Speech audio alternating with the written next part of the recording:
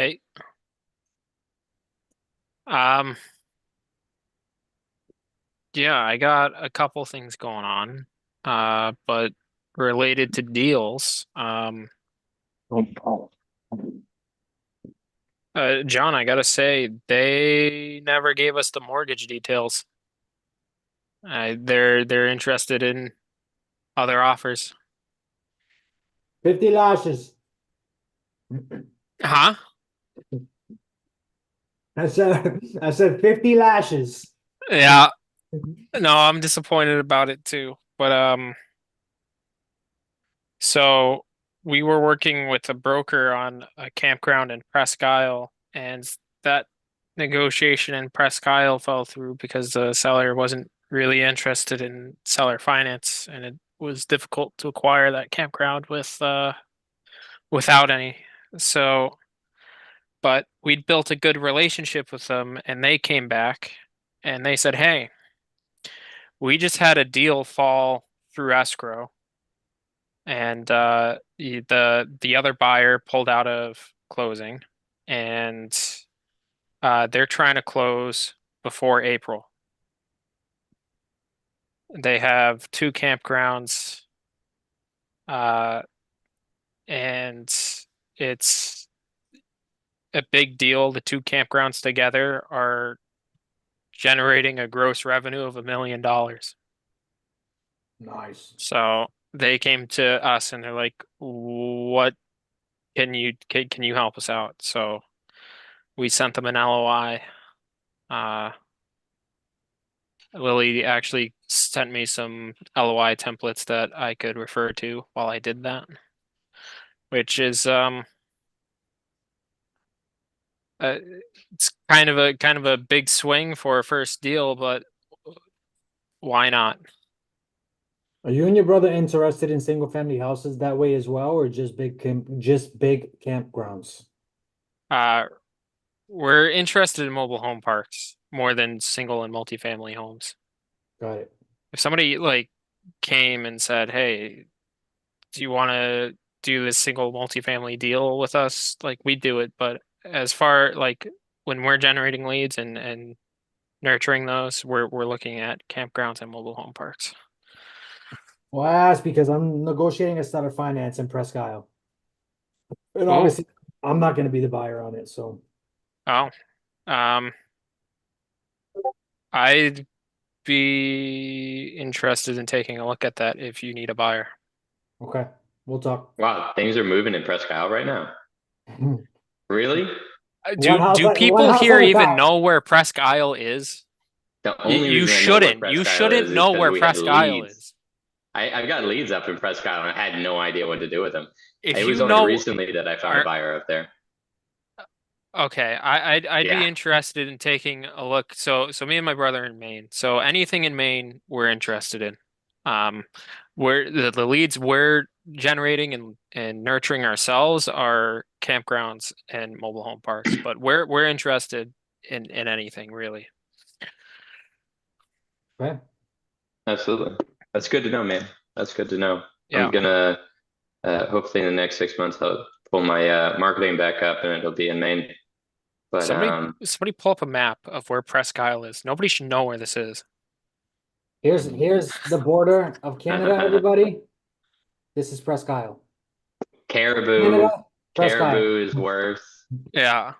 Yeah. So no, I'm actually looking I at only mobile home barely know parks it. in Caribou. So, Really? yeah. Good luck, sir. It's It's, I probably a think I'll need perfect it. market for it. Yeah. You build it, they'll come, right? Yeah. So good luck, man. And that's awesome. Hopefully that talks about that seller finance deal. Or was that the Subto deal that Jonathan brought up? Wait, what? You had mentioned to begin Uh, with, Oh, right? The bank statements and everything. So I figured it was a Subto deal that the buyer kind of backed out. That sucks, but it sounds like you might have something else cooking. yeah. So good luck with The, that. well, yeah, the buyer backed out. The buyer backed out, and that was a good, no, it ended up being an opportunity for us because they Yeah. backed out, and then they're like, "Oh, what can you how fast could you close on a deal like this? And where we are with creative financing and those Yeah, strategies, that's dope. these can close very fast, and they have a lot of motivation to sell. They have a lot of motivation to sell. So That's we were able to give them an offer at their full asking price. And I think the biggest point of contention, and it tends to be this way with campgrounds and RV parks, is down payment. Because a lot of these RV park owners get in their head that some corporation is going to show up with $6 million, buy them outright, and then develop it into some big thing that they know it can be. It isn't yet, but they know it's going to be this big thing, and it's going to make all this money.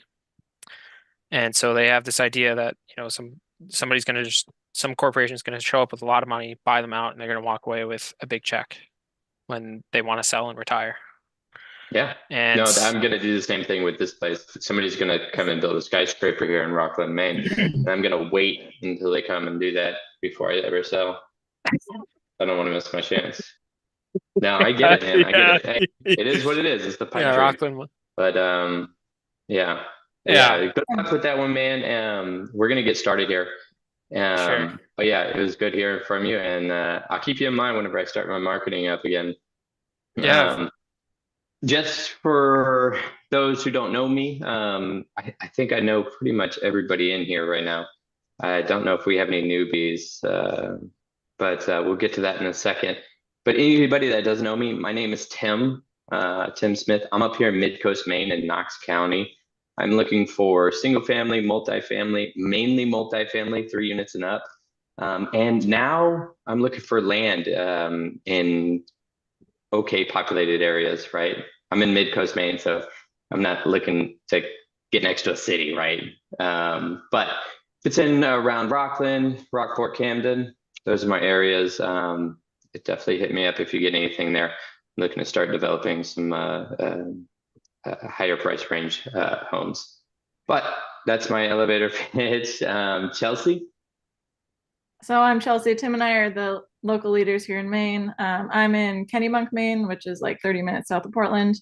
I am looking for private money, on the hunt for a boutique hotel, preferably near the coast, and then some other single family stuff too. So that's us. We try to cover Maine. It's a like wild spread out place.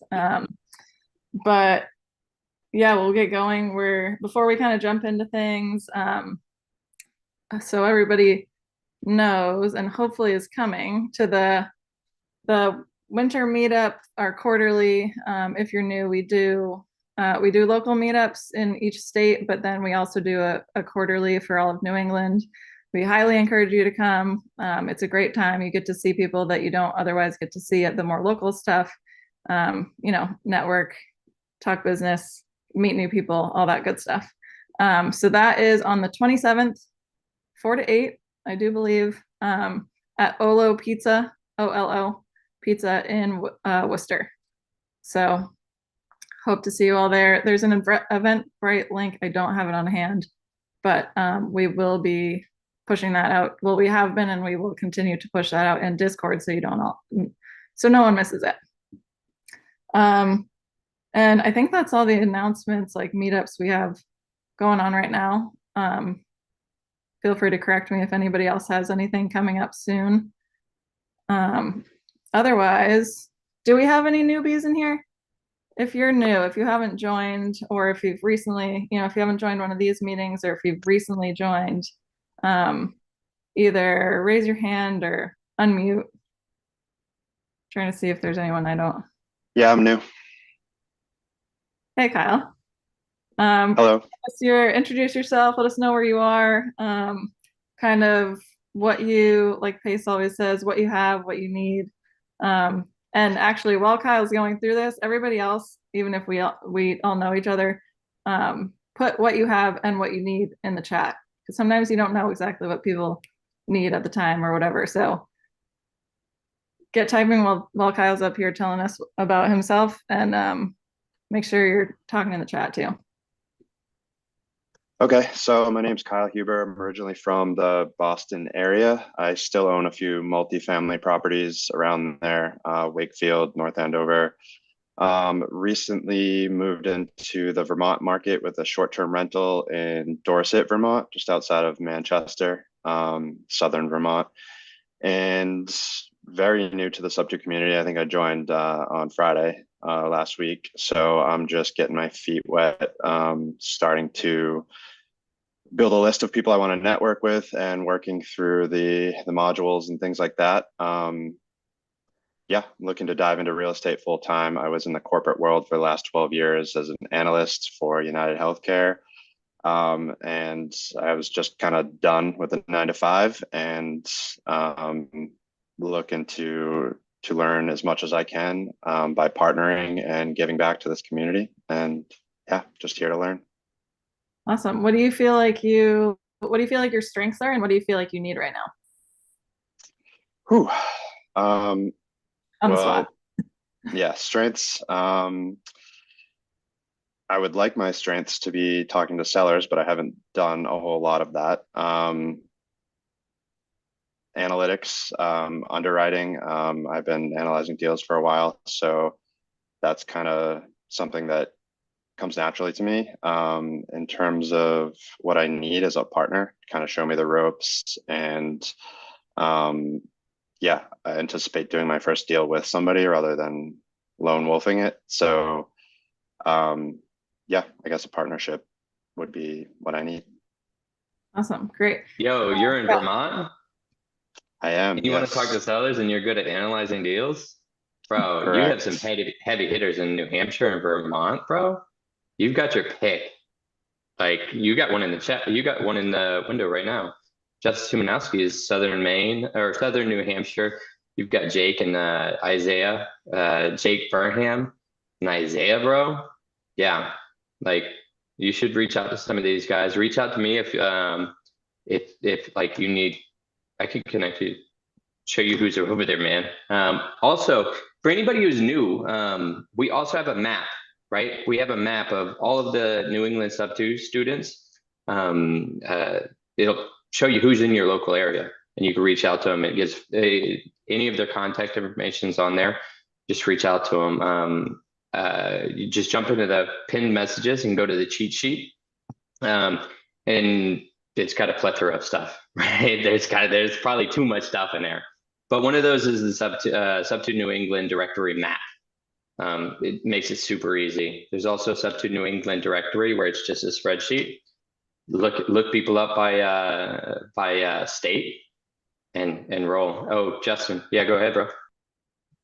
Hey, what's up, guys? Hey, Kyle, real quick. Yeah, so look in the side chat. You're going to see Shane and Seth.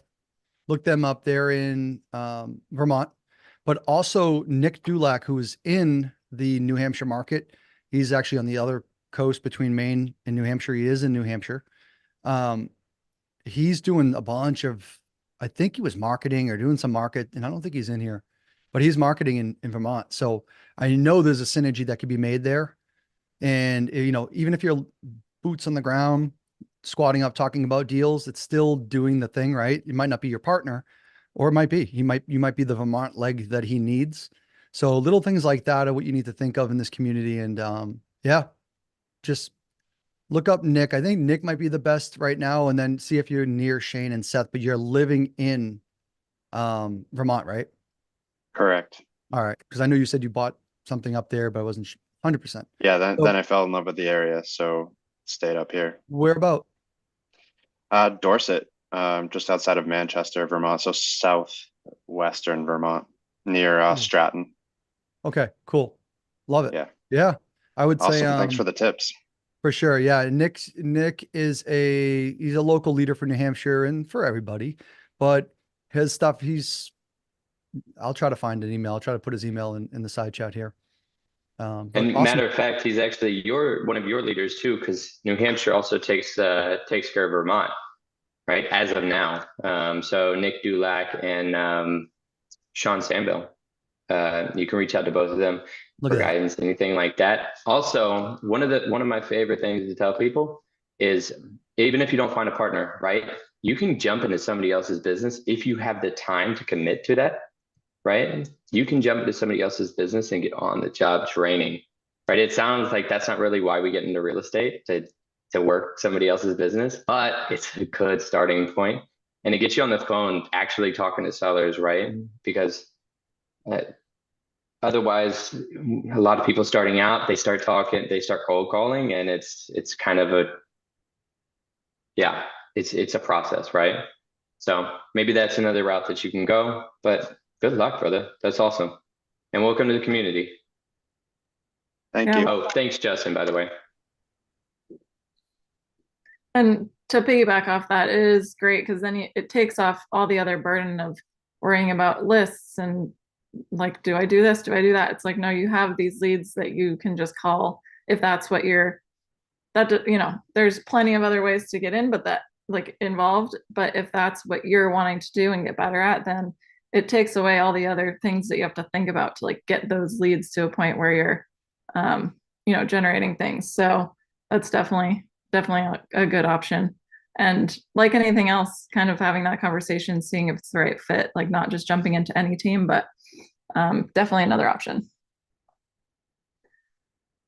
So yeah, welcome. I don't think we have any other newbies in here. So I'm like a month new, people who haven't met me. My name's Chris. I'm in Northern Massachusetts. Been in real estate for about 5 years and primarily been an agent until the past few years. I've done a number of fix and flips and some buy and holds and looking for more fix and flips in the Northern Mass and Southern New Hampshire area. I've got direct access to capital to do at least a couple of flips at the same time if I can find them. So if anyone has anything that wants to partner up in the area, let me know. And if I can help with anything on an agent side or anything, I used to underwrite commercial stuff for a living. So anyway, I can be of assistance. what's your buy box right now? 1 to 2 families, Northern Mass, Southern New Hampshire. If I keep the purchase price around 500, I can probably do a couple. At the same time, I'll do gut rehabs if need be. I've done those. Put an offer in on one this morning. Really, I mean, anything unless there's something absolutely terrible with the deal, like in terms of the structure. Got it. Love it. Nice. Again, I'm gonna say their names: Jake Burham and Isaiah Barba, wholesalers Yeah, out I of know Holy Isaiah. Regions Good in New guy. Hampshire. Okay, wanted to make sure that you connect with those guys. Definitely, if you're looking to be a buyer, man. Yeah, Isaiah Dope. introduced me to Subto actually. So Nice, dope. Yeah, Isaiah's a good guy. I really like both of them. there is. All right, what do you Love it. think? Let's get into it. All right. So we like to kind of have a topic for these calls just so it gives us kind of direction and lets you guys know what we might be kind of talking about and focusing on for the meeting. And we can stray from it too if there's other stuff. But what we kind of wanted to talk about today, partially because it's kind of what's being talked about in the community a lot. Pace, has been talking about it, had a whole like 4-hour talk about it, is finding your strengths, playing to your strengths, really kind of getting to know yourself, which sounds a little corny, but it can just help so much in business, like not just personal, it can help so much in business too, and how you communicate with other people and just like knowing where you should double down and what you should be focusing on.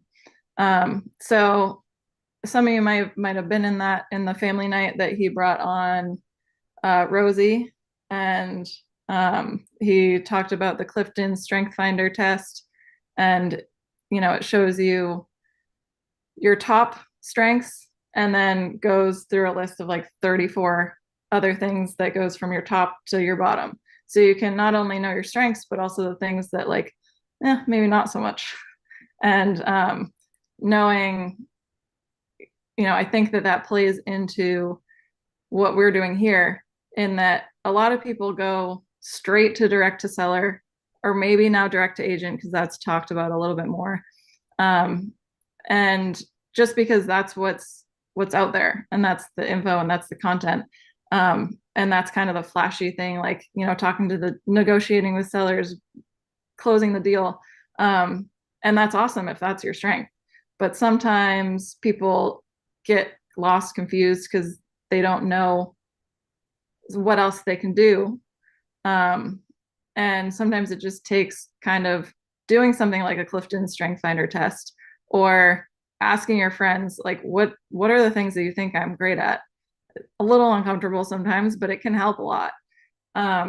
And then doing something like looking at the Avatar series, and seeing how that connects, and where you should either plug into a team, or where you should be focusing your, if you're really strong in something that makes you a leader, or strong in something that makes you a good partner in some certain way, really kind of honing in on that, and making sure that you're not putting your efforts into something that are either more challenging than that you need to make it, or something that you really aren't enjoying and should maybe delegate, or at least work towards delegating. So if you haven't taken the Clifton Strength Finder test, you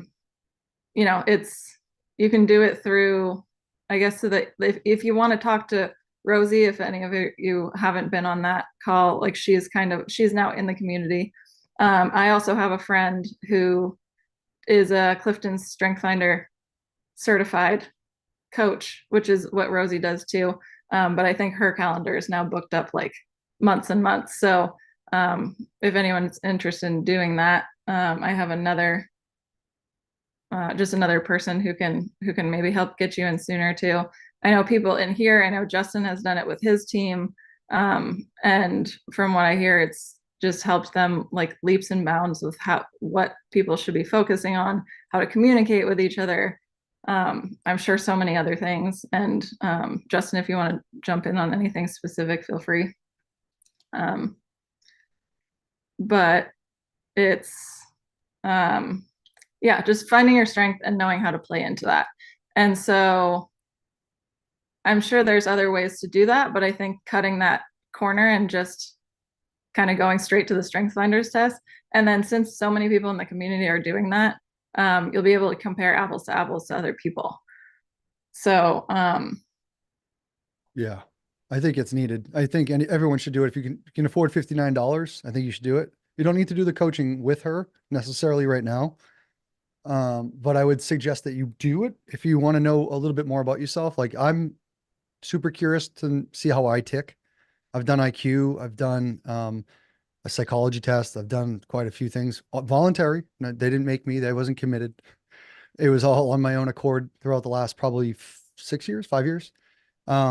Because I just wanted to see, like, because we start to learn. I never was taught about any of these things, like that people actually have different traits. Of course, you know that, but you don't really know. So all this stuff, and I think Chelsea, you and I were on the phone the other night, talking about this a little bit. But yeah, our team met. So Pace Morby first introduced me to do it. He paid for it to get me to get it done. Rosie and I met, we recorded it, and she shared it with Pace. But after that, I was like, well, holy mackerel, that was pretty awesome. So then I ended up telling the team, I shared my I shared all my profile, and I'll take a screenshot and I'll put it in the side chat. You won't really know all the terms if you haven't watched it, but there's 34 terms, and they usually focus on the first 5 to 10 of your strong, and the ones in the tail end are your what you're scored are the things you really probably shouldn't focus on. Focus on your strengths. Let someone else bring up your weaknesses. Let them bring those to the table is really what this is all about. But yeah, the team met, and I don't mean to hijack your meeting real quick, but Chelsea, I think I told you this story too, but I'll give you a story of my business partner.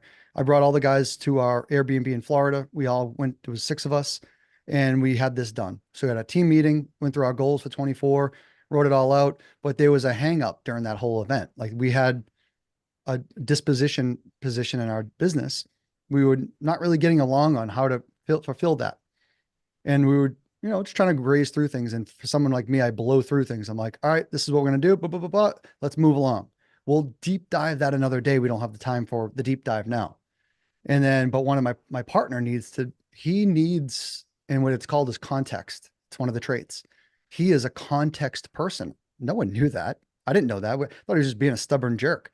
And literally that night when Rosie went through all of our personality tests, she said, oh yeah, like Ted, you are you probably exhibit these type of traits, almost like a fortune teller. This woman literally was like a mind reader. We all like jumped out of our seats when she told the narrative of it, because it's exactly what we just experienced outside 3 hours earlier, that we couldn't figure out what we were all like, are we in a time warp right now? But the Clifton Strength, Rosie solidified it. We go, oh, makes total sense. We'll never, if we experience this again, we're not going to waste time, and we're actually not even going to be able to argue because we already know. So like such a cheap and expensive tool to then now avoid partners fighting with each other and arguing about logistics when we already know how to handle each other's dynamics and speeds. And so I hope that gave at least a little bit of a story on how that actually just right away helped us. And it cost us like, I don't know, like $400 or $500 that day. And it was probably a $10,000 like savings, if not more. So, or a partnership, and then you can right? also, right.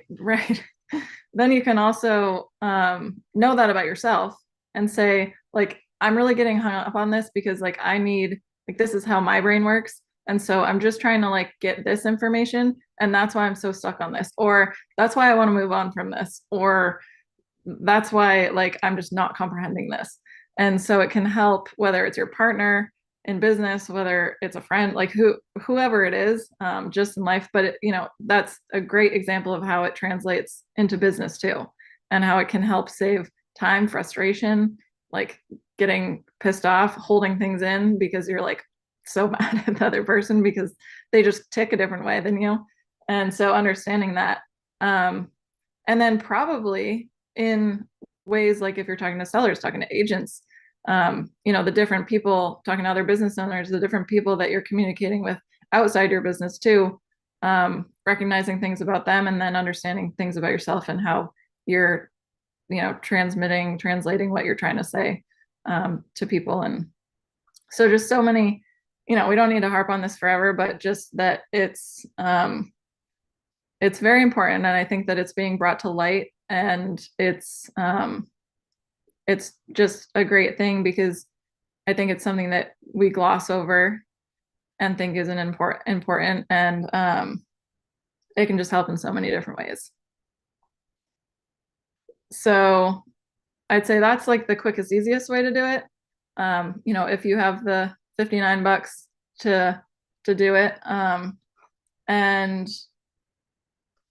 then actually applying those things, if you're not sure what to dive into in real estate, or if you're not sure what, you're trying to make a pivot or you're trying to add to your business, really taking time to think about what your strengths are and what your strengths are not, and finding the people that puzzle piece into what your strengths aren't so much, so that you can delegate things that aren't, at first you can't, a lot of times, but knowing what you're working towards. And actually Armando will be talking about that shortly. We're knowing about what you're working towards, so that if you're like, I just freaking hate doing this, that that's what one of your goals that you're working towards getting off your plate, and can put, then put action steps, KPIs into place to work towards that, because now, like, because you've either sat and thought about it, taken one of these strength finder tests, talk to your friend, and they're like, man, you suck at this. And then being able to work towards not having to do that anymore, and being able to give yourself that time back to then work on the things that you do find joy in, you do want to be working on, you're good at. And that can just accelerate your business so much more than I think we stop and give time to think about.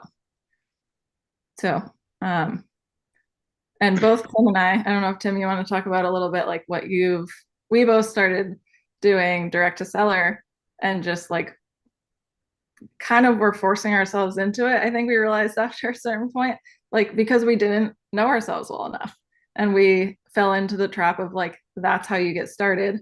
And for myself, I know that I have such appreciation for the time that I did that, the things that I learned, the people around me as I did it. But yeah, like it can help figuring that out quicker than I did. Oh, absolutely. I've wasted so much time and money. Cold calling. I hate cold calling. I should have never cold called. I should have never tried to set up my own texting campaign, especially whenever it got too complicated, right? It's it if you know your strengths and know what you like before you get out of the gate, at least you have a touchstone, and it doesn't take you as long to figure out, hey, I hate this, and I'm just slogging through this, right? How much money is that going to save you over the long run? Like, just knowing yourself a little bit better, right? I don't think any of us will actually know ourselves as long as we live, right? I think we change too much for that, but at least we'll have a basis to start from, right? $59 is nothing. I really wanted, I had just now started hearing about this from Chelsea, and I want to find out more. How did you find out? Like, what was your point that you were like, what the heck am I doing? Direct to seller stuff. Right before I joined Subto, I was like, yeah, I'll just cold call for a while. I'll push through it, and it'll just make it better. It'll make it easier to talk to actual sellers, but it didn't really do that for me. What made me more comfortable with talking with sellers was actually talking with people who wanted to sell their house, not people who didn't want to answer their phone, right? I think that was whenever I figured out like this is just not the route, and I got to figure something else out. So I joined Subto. There were a few things in between those, but I joined Subto, and I started finding a lot of aha moments, right? A lot of self-discovery and a lot of, figuring things out. I still haven't figured everything out. I'm inside one of my flips right now, and I'm still figuring out what I want to do after this one, right? But I think that's life, is figuring out the next steps. Back to it, because I'm getting off topic. I'm interested in taking that test. I don't want to get too far off topic. That's okay. We'll bring it back with Armando and Colin anyway. But yeah, does anyone else have anything that they're like feeling like, I don't know if I'm doing the right thing right now, or I'm trying to figure out what the next thing is and I'm not quite sure, or just like a story like where, yeah, I totally went on the wrong track. Now I realize kind of. How many people in here do we have in here right now that are like, I have no idea what I'm doing, and there's just too much. Like, there's just too much. I have no idea what I'm doing. Right? Yeah. I feel like that every couple of weeks. I feel like that. But I mean, y'all want to tell us a little bit about about that experience right now as you're living it? I think for me personally, that's something that when I first joined a couple months ago, um, and looking at like the avatar zoom and all that, I think that I related with a lot of them, at least in my perspective. And then kind of trying to attack too many of them.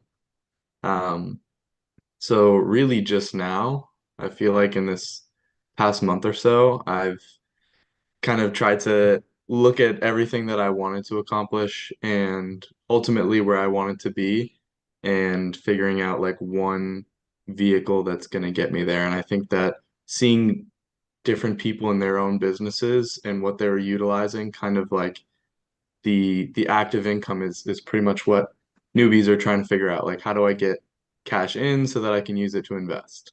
And I think that in my mind, that had to look one certain way when it doesn't. And so for me, I've been trying to figure out like what personally to me am I going to be the best at, that I'm going to be able to fulfill my end goal and kind of leverage the skill sets that I have, the resources that I have. So I kind of changed courses a little bit recently. And so now I'm really trying to focus on kind of having a business like adjacent to real estate and doing the like cabinet and flooring wholesaling. Um, and so kind of leveraging this community, leveraging relationships that I have with my family business, and kind of putting those two things to coincide, and then later partnering with people as I build that active income so I can do the investing that I came here to do with, the relationships that I'm building with the people in this community. Just kind of a different way of getting that active income stream and business going to get there. Yeah, one of my favorite quotes from Suzanne Sharkey was, "It's your journey, right? It's not a straight line. It's never going to be a straight line. And it's not all about real estate. Real estate is just one form of making money, right? And there's a lot of different ways of doing it. So I'm glad that you're like finding out that like doesn't have to be just about real estate.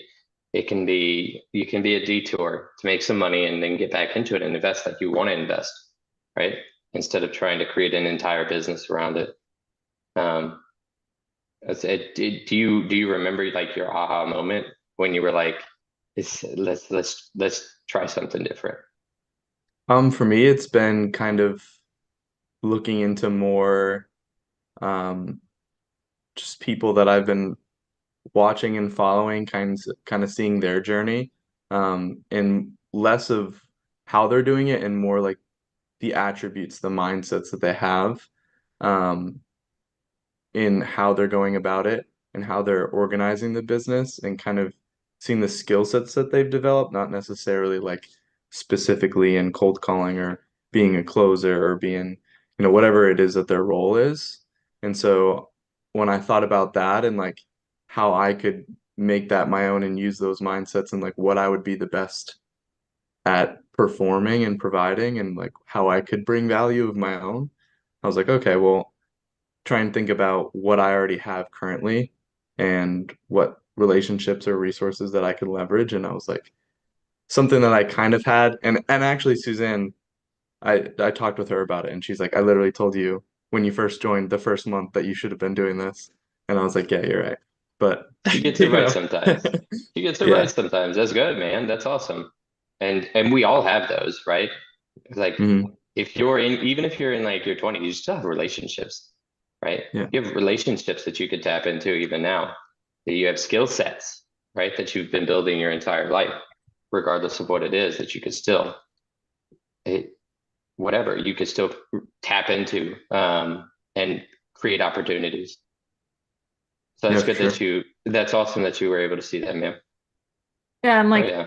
she might have said that back however long ago it was, but sometimes you have to touch the stove, like the stove is hot and you just have to touch Right. it.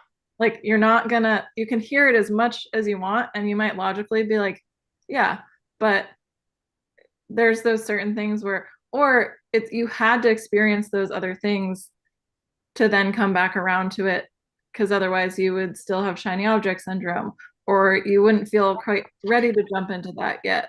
Like it's about timing too, like knowing yourself and timing of, because it could be the right thing for you but not right now. And so I love that I think that's like a great kind of formula that you kind of laid out where, you know, you took a minute and you were like, what do I have and how can I leverage what I have to then, and what's my longer term goal, or whether that's 3 months, 6 months, a year, 5 years, and reverse engineering to be like, how do I get there, but do what I need right now to fulfill what I need right now, but be on the path to where I'm going. So I love that. I think that's I think awesome. Alex Hormozy's books have also helped a lot with the whole reverse engineering. Just like the mindset, something about the way that he explains things kind of clicked with me in a different way, where I feel like I was hearing a lot of those same things, but it wasn't quite performative. Like I wasn't able to deconstruct it in actionable steps. Um, Whereas now I feel like I have a better idea of how to construct it and like how to build up the idea, the offer, how to build the systems and like what I'm kind of starting with the end in mind, similar to like going into a deal, um, which that made sense from an acquisition standpoint for real estate, but didn't really quite make sense as far as a business or starting a business. So now I feel like I have a better understanding of it, which is good. Love it. That's That's the second dope. time in a couple weeks I've heard someone say that about his book. So maybe I need to get on that. Yeah, very good. And I also, think if you don't buy the books online, he has like videos for free on his website, which I just did that and pretty much took notes on each of the videos and it helped it click in a different way, I feel like. Love it. Yeah, sometimes you just hear it in a certain way. You've heard it like a million times and you hear it in a certain way that just clicks with you. So awesome. Good to know. I might have to dive into those. Yeah, I see his YouTube. I was seeing his YouTube a lot, like his YouTube videos, and super intelligent guy, Alex Hormozy, and yeah, he's got a lot of nuggets in there. Is very surprising. But yeah, back to the point. Good, that's awesome, man, and good luck on that frontier. So I think that's the next frontier actually is like starting your own business or buying businesses, right? I prefer buying businesses and not being an owner operator, right? That's one thing that I found out about myself.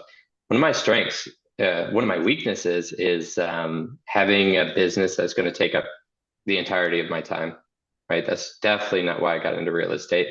And I figured that out, right? I'm miserable if I can't be with my family and enjoy what I'm doing. Uh, Absolutely miserable. But we'll be an owner operator. Uh, I know, I know. Owning a business, I've already owned a couple of businesses. It takes up a majority of your time, even if you're just managing it. But we can dream. Yeah, and putting down that hammer, huh? Yeah, yeah. Hey, at least I work where I live, right? So you can't That's get true. much better than that. You're not driving So what, like 3 hours to the job site anyway. no, not anymore. No, no, Yeah, that was yeah, rough. yeah. I'll be plunging toilets at midnight though. So Great, we'll great. be there. Yeah, right. Fucking toilets. Yeah. So who else? Is anybody else struggling right now? Or like figuring things out? Like just now figuring things out.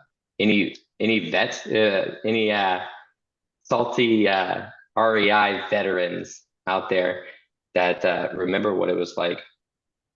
Or even are just like at a point where it's like I need to shift in my business or I need to take it to the next level. Because I think sometimes we forget that the whole like every level has a new devil, that we're all facing that next thing or that challenge. So it doesn't just have to be like you're trying to figure out where to start to take off. Like there's, and just remember that if you are trying to figure out like where you even start, that we're all, every single person in here is dealing with some challenge right now. So if you do have something that you want to share, you're just struggling with, like, please let us know because there's 32 other people here who are happy to help and give you some input. I'm definitely dealing with that. Um, I've been in the community, I want to say about 5 months now. My first month, I was all over the place, confused. I was trying to do all kind of things, just trying to figure out my lane.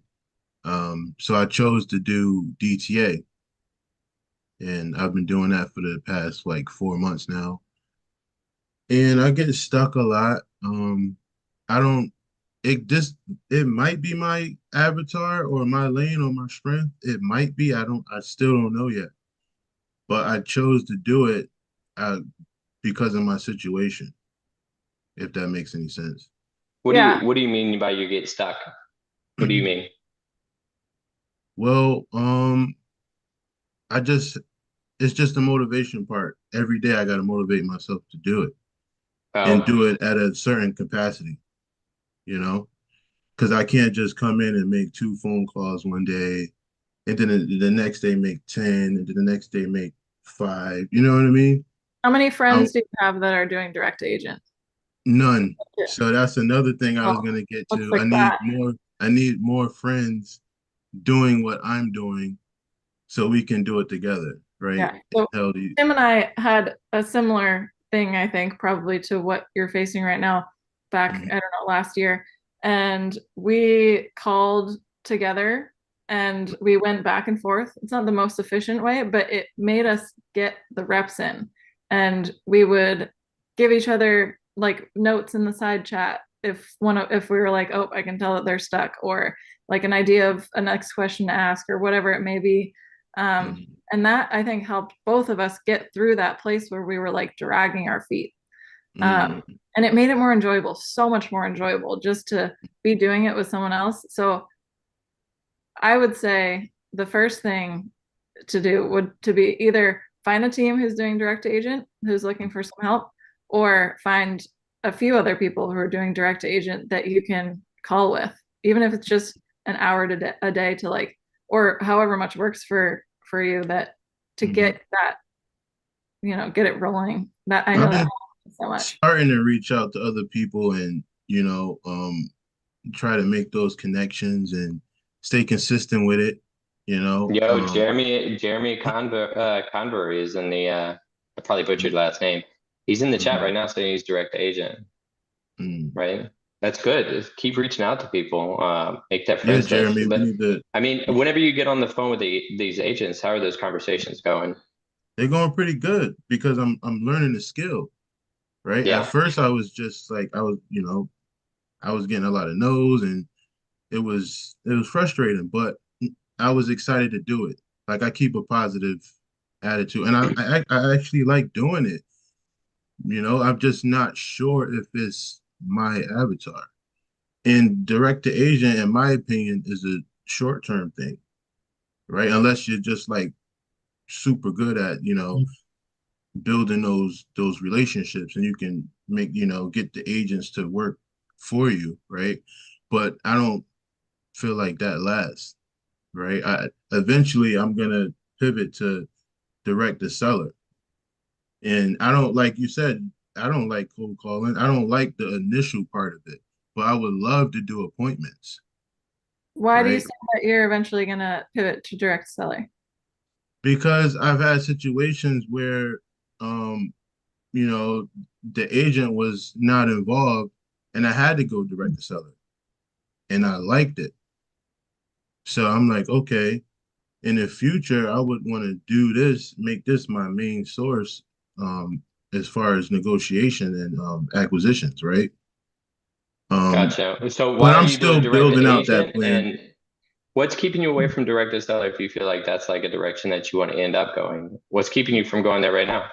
Financially? Um, Nothing really. If I can, find the right relationship and the connection or partnership team or what have you, um, I feel like I can do that. But I don't. I'm still, learning the skill of DTA, and I like it, and it's Yeah, it's sort of effective, you know. So, I just want to stay hyper focused on this for now, yeah. and Yeah. mm, You said you've How been are you doing, finding? yeah, mm, sorry, what was that? you said you've been doing direct to agent for 4 months? Yep, just pushing 4 months now. Have you been tracking your KPI? Like, so you said one of the things that you've been, yeah, I would give yourself a minimum, like, a, a bare minimum that you need to hit every day. That's, you're not torturing yourself by giving yourself that minimum, but Mm, that it is kind of pushing you, and that you're sticking to that every day, because otherwise you can't really track whether it's working, because it's inconsistent. And, I think we all struggle with being inconsistent in certain areas. That's definitely not like a being like you're not being consistent. But I think that you can't really track it and be sure if it's not working or if it is working if you don't have that bare minimum every day that you do. And you can say, yes, I've been consistent at this for the last 90 days and or even the last 30 days, and I don't feel like I'm getting traction. Maybe I need to reach out to somebody and see if there's something that I'm just missing here, or if it's just not the right thing for me to be doing. I'm not saying jump around every 30 days, but like evaluate when you feel like this isn't, but you have to have that that bar that you've hit in order to be able to be like, this isn't working, and it's definitely not because I'm not making enough calls or being consistent about it. Yeah. Yeah, I have a Justin brought up a partner. good point earlier. Justin brought, sorry for interrupting. No, go ahead. No. Yeah, Jonathan brought up a good point earlier too, right? Motivation is short term, right? Motivation is it's not for the long run, right? At a certain point, you have to get rituals. You got to set up rituals and just start doing it. It's cold calling was one of mine that I fell off quick, right? Because the motivation leaves. You get excited, but you can't keep that up for 6 months, right? And unless you're constantly doing new things or you're getting more traction, right? And then but if you're not getting traction for 6 months, you're going to lose that excitement, right? And that's whenever you back on rituals and you get on the phone and you'll have set time that you're going to call, right? That's right. Yeah, I agree 100%. And I'm actually getting traction. Like, I'm not like crushing a bunch of deals, but I'm learning. I'm learning the skill of getting on the phone with an agent, right? And Absolutely, I'm bro. comfortable doing it. Like, that's one of my things that I can offer. I'm willing to get on the phone with whoever. It could be a seller, agent, whatever. I can do that, right? And then there's other weaknesses that I'm not good at, right? So I do have a partner. It's not like I'm just doing everything by myself. And that's what I stress to him, like almost every day. Like, bro, I need to track KPIs. Like, I need to set everything so I can just get up because I work. When I get out of work, I want to just get on the phone and That's just dope. learn. That's it. Like, if I get the deal or not, I want to learn how to talk to agents to the point where I'm just comfortable with getting enough no's to get to that yes. You know what I mean? Absolutely. Hell yeah. It's, Oh yeah. I think we have Armando coming on here, and I want to be respectful of everybody's time. Nate, I think that you need to definitely get those KPIs in place. If you have a partner, maybe chat with them, or assess whether it's the right partner for you or not. If like if it's not, maybe it is, maybe it isn't. I would maybe think about that too. And then decide if if this is what you're going at full force, then giving yourself those KPIs and being consistent at that for at least the next 30 days before not saying the next 30 days and then stop if you don't like what you've come up with, but at least the next 30 days before you kind of reassess. If you've been consistent for those 30 days, then like kind of looking at it, seeing if you've hit that been consistent for those 30 days, and then bringing it to the community, bringing it to your battle buddies, your partners, but definitely make more friends who are doing direct to agent and get involved. Just the energy that it brings if you're calling with other people and you're doing it with people, I would say for sure do that. So we can circle back around to this, or you can reach out to any of us if we can help in any way. But I am going to jump Just to one more thing. 2 seconds. Bro, you've been doing this for 5 months and you're still doing it. You got this, dog. You got this. You can reach out to me anytime. My phone number is right on the screen. If you need a battle buddy, reach out to me, bro. You got this shit. Absolutely. Appreciate that. Appreciate it. Oh yeah. Thanks for sharing, Nate. I really appreciate it. It was good meeting you, man. You got it. I need to do it more. Yeah, yeah, you do. All right, awesome. All right, so yeah, we have a couple people who are going to come on and just talk about what they are up to, their kind of paths right now, what's gotten them onto those paths, and how that is playing to their strengths, and et cetera, et cetera. So Armando is, I believe, on here. Yeah, I'm Yep. here. All right, awesome. So Armando's doing some cool stuff right now. He has a, well, I don't know if cool story. I don't know what the right, but definitely an, I would say, inspiring one.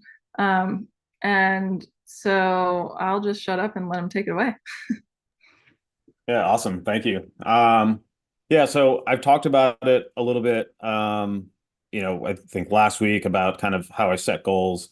And we started the year off with what are our goals for the year. So for those of you who don't know the story, I was let go from my job in November. I've been a member of Subto since June of this year. And I was, I had hired a VA, I was doing all that, and I was trying to work the flow, but I was never consistent. And when I got let go from my job, I think for a brief moment I was bummed out, but then it really made me realize that I can now focus just on this for the time being while I'm looking for a job. And even then, it took me a month to really get myself settled in. So like I have horrible ADHD. It's hard for me to kind of like stick to something. And when we started talking about what are our goals, my big goal was how do I want to do $50,000 in wholesale assignment fees in 2024. And I set that goal, but then I know that it's one thing to say that that's what the goal is, but I wanted to create a plan, or essentially in order to get that goal, I need to get my first deal in general, which I haven't gotten yet. So I've been posting about it. It's called Mondo's Mission. ChatGPT gave me that name, which is great.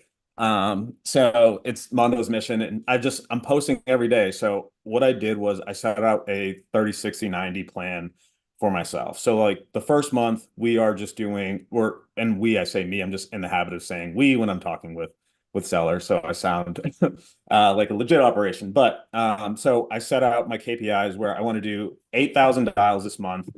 I want to have 144 conversations, and to me, it's a meaningful conversation that went beyond a not interested, or we actually talked a little bit and went over a minute at least. I wanted to generate 4 leads, submit 2 offers this month, and then the things I've been slacking on is I was hoping to attend 2 daily dials per week, so kind of a personal professional goal to really improve my strength on the phones. And then I also wanted to build a buyers list of up to 20 people that are in Massachusetts and get to know their criteria. So that was what I figured was like, I need to do this for the next 30 days. I have a schedule that I put out, and I tailored the schedule around my essentially like if I was back in a job where I'm doing some cold calling in the morning for about 2 hours, and I do cold calls in the evening for about 2 hours with the goal of hitting 400 dials per day, Monday through Friday. I could absolutely do Saturday. I could absolutely do Sunday, but I knew that I needed a structure, and I kept it to the structure where it was like, I can be consistent with this. And so we're 7 days into Mondo's Mission, and we've got 3 offers that went out. I was working 2 of those prior to actually posting about Mondo's Mission, but the first offer that went out as part of this is one that I'm actually partnering up with Ari to close up and get dispoed, which actually puts me ahead of what my 60 day 60 was to partner with a Subto leader for JV opportunities. So it's kind of perfect timing for there too. And essentially what the plan is working through these. So in day 31 through 60, maintain our dials, up the conversations, have 5 seller appointments, submit 6 offers, aim for 2 signed contracts. And then I don't have my first deal in my plan until day 61 through 90. So essentially in that time is when I hope to close my first deal with a minimum of 10K in assignment fees. And then I'll hire the VA so that I can step back out to, instead of being the cold caller and lead manager and acquisition and disposition, I can start to kind of really tailor to my strengths of what I am, and also work to partner with other people that are gonna help me with some of my weaknesses. Some of my learning so far is I'm horrible at comping.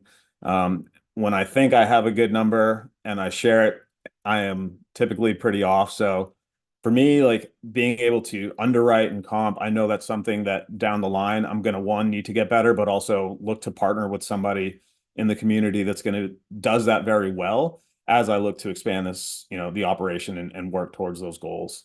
Um, so yeah, I mean, I've kept a focus on probate as well.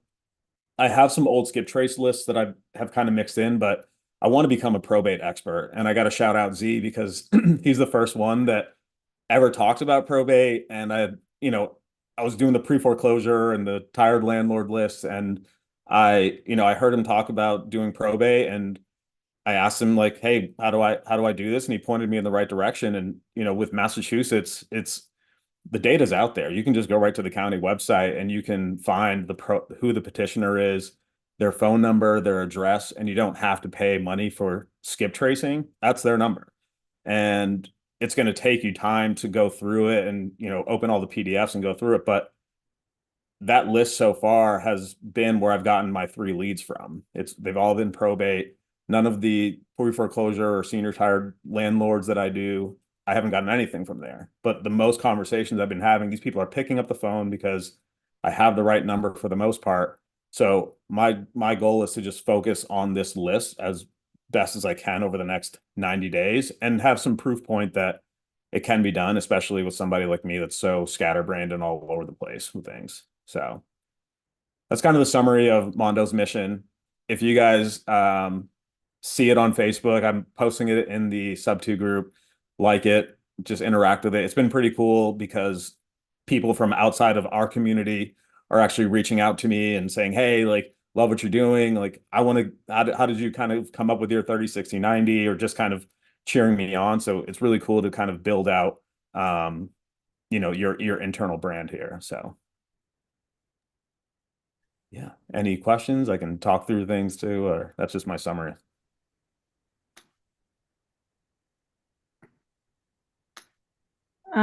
Yeah, so what I know, well, tell people your W2, like where you've like your strengths that you have, and then what your, some great things that have been going great and some things that have been like a struggle, and how you're working towards like offloading thing. Well, you kind of touched on that, but like offloading like the first things that make sense.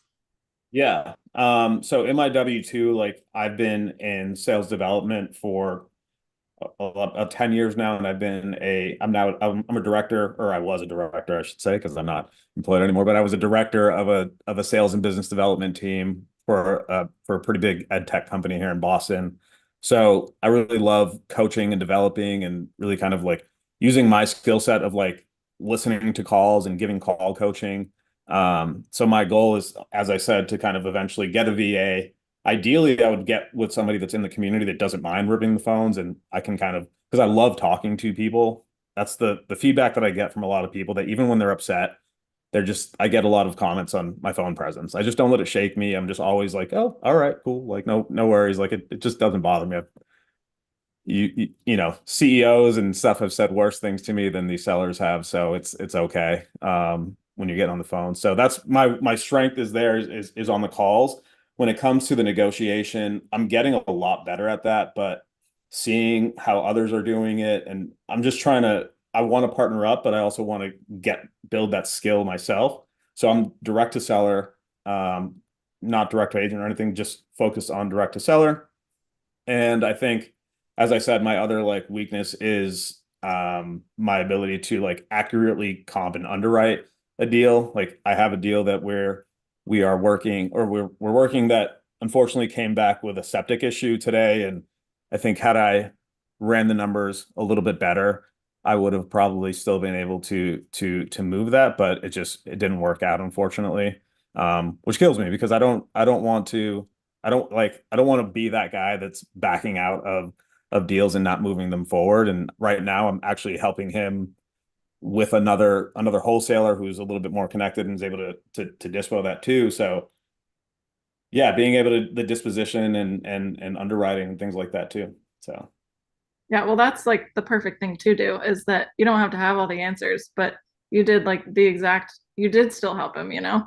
Like, so you're not backing out. You're pivoting and doing exactly what you should do. You know, at some point, maybe you'll have different knowledge or different, access to whatever it is that you can help them, but you're still helping them. So I yeah, would say that's the perfect thing to do. yeah, thanks. Um, Justin said, why not, which we kind of actually talked about this for like a millisecond earlier, but why not link up or team up and manage a section of the business for somebody? You know, I thought about that, and the true honest thing is that it's hard from with me now right now I can fluctuate and move my schedule around, and the person that's reliant on is me on me, and I'll make it happen. And I never want to go into somebody else's business right now as I'm trying to learn and build my business and then drop the ball on them. So as I scale and really learn a lot of this, it's gonna slow my growth. I understand, but I never want to go into somebody's business and be like, yeah, I can help you with managing this team right now, and then drop the ball on them. So it's just kind of, how I'm doing it right now, building that small schedule and maintaining that consistency that way. Yeah, kind of makes sense. But I also, why do you feel like you might drop the ball? I just like I just my like I like being I think what it ultimately boils down to is I like, and this is why I eventually would love to not have to work long down the line, is I like working around my schedule and being like, if right now if I'm going to do my dials, I'm going to do my dials, and then if I got to shift something around, yeah, the control is definitely what I like there. And it's hard for me to give that up, which I fully admit. But again, I don't want to hinder somebody else's organization, knowing that that's a weakness of mine right now. It's just not what I would put myself through or somebody else in right now. Yeah, makes total sense. I only asked that because I was like, is it a self-doubt thing? But no, that makes total sense. And again, knowing yourself, like super important. So Yeah, I mean, um, I could easily be like, yeah, I can do it, and then I go join one of our leaders businesses, and then I it's definitely not a confidence. It's just I just know I need to kind of focus right now on this, and as I grow, I would love to absolutely partner up and do that stuff too. So maybe down the line, absolutely. yeah. I I think one of the things that like as we talked earlier and as you're talking now is Justin, I'll be um there. is is just your like conviction in what you're doing. Because I feel like that's so hard, you have, even when you figured out what path you're going down at the time, it's so hard not to let that shiny object just like take you over. And so just I feel like you have such conviction in what you're doing. And I think part of that is probably that you put things in place that you're like, this is what I'm sticking to every day. And just putting the blinders on a little bit maybe, but it's tough to do. So just like that stands out a lot as you're talking about this. Yeah, I mean, I definitely like I was listening to the low equity expired Zooms the other day, and I was like, oh, this sounds real good. But then I was listening to it on a long card. I was like, no, no, no, no, we're not doing that. We're just gonna stick with this right now. So it sounds great and would love to do that, but Yeah, stack, get the probate down. Oh, yeah, speaking of that, someone said, I think it was Chris, said that he Takes just, I would look at probate that. to retail. He said he's taken a Yeah, few probate deals to I've retail. sold a lot of probate. I managed an estate that had 8 houses that were all in probate. So over the course of 3 years, I sold all of them, and it was it's kind of a pain in the ass in Massachusetts if not all of your ducks are in a row. With regard to license to sell, estate tax lien waivers, making sure kind of all that paperwork's done with the state. So if you find a good probate deal, just want to make sure you either have a good probate attorney that you can call, that knows that stuff and get it done, or the family has a good probate attorney, or if they don't, get them one, because that can screw up a deal. I mean, you can get it under contract, and then if the license to sell isn't issued for, by the time the closing date comes, you got to extend. It could blow up deals. That was really tough in COVID because the courts moved at a snail's pace too, so that was fun. But it's getting faster now. But if you have any questions about it, let me know. Yeah, definitely would love to connect, because I like part of this learning of probate. I just learned about the license to sell yesterday with that deal that I'm actually working with Ari, where she wants to sign. She's like, "Oh, I found out that I have to get a license to sell," and I was like, "Oh, I didn't know that one." Yeah, All I mean, right, so now it should take 1 to 2 weeks to do that. And she could sign the offer, and then you can't submit the license to sell until you have a purchase and sale agreement signed. So, you sign that purchase and sale, then you submit the license to sell, but you're kind of beholden to the court's timeline at that point. So if you're trying to wholesale something quickly, it might not happen if the court doesn't sign off on it. And then the other thing I would be careful about is Massachusetts wants every single penny they get from tax perspectives. So if you're wholesaling something, this just popped into my head, and there's a VIG, right? You're taking an assignment fee. In Massachusetts finds out about that assignment fee, they might be a little pissed off because they're approving the license to sell at, let's say, $100,000, and then you're assigning it at $120,000. Technically, that property is trading at 120, and they're going to want their piece of that pie. So just be careful around that. I just thought of that, but I know how they are when it comes to taxes. So yeah, I'll message you for your number so I can connect with you. That's awesome. So, So Armando, I do have a question. Like, are you actively reaching out to people to fulfill that weakness, right? That underwriting weakness? Are you, trying to look over other people's shoulders or sending it out to wholesalers? Kind of, how are you navigating your weakness right now? Yeah, so I'm still making the attempt at running the numbers first myself, just so I get that experience and taking the things I learn. And then I'll typically go to Santiago, takes every single one of my calls and texts. So shout out to him for every single time I'm like, hey, I need you to help me underwrite this. And sometimes, so I definitely want to lean more on people that are really good at that. Like Z, I showed him one and he really walked me through everything, the costs, like all the way down, the things that you hear about all the time, but you really truly account when you see the numbers itself. So Z has definitely different numbers. Z works with different numbers. He works with different numbers. Let's all just be honest. His rehabs are really low.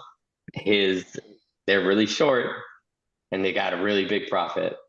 Yeah. So I've seen it on both sides. So, but no, I get what you're saying. That's dope.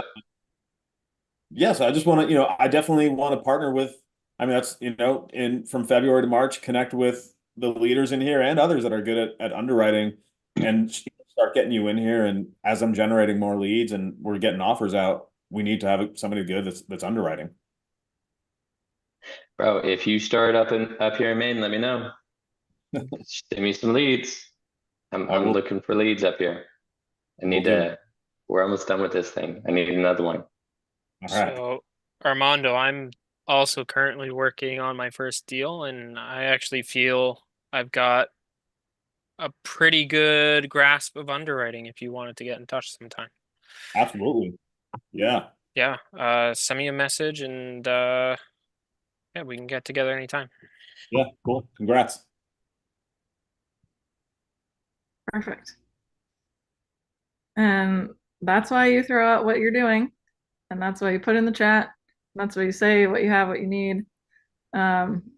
So, and remember that when we're at the meetup, the 27th, because I think that we can all be a little. I know that we tend to. This is definitely a tangent, but we tend to like go to meetups and, get stuck, not stuck in conversations, but you're standing there for 20, 30 minutes, and then you're like, oh, wait a minute.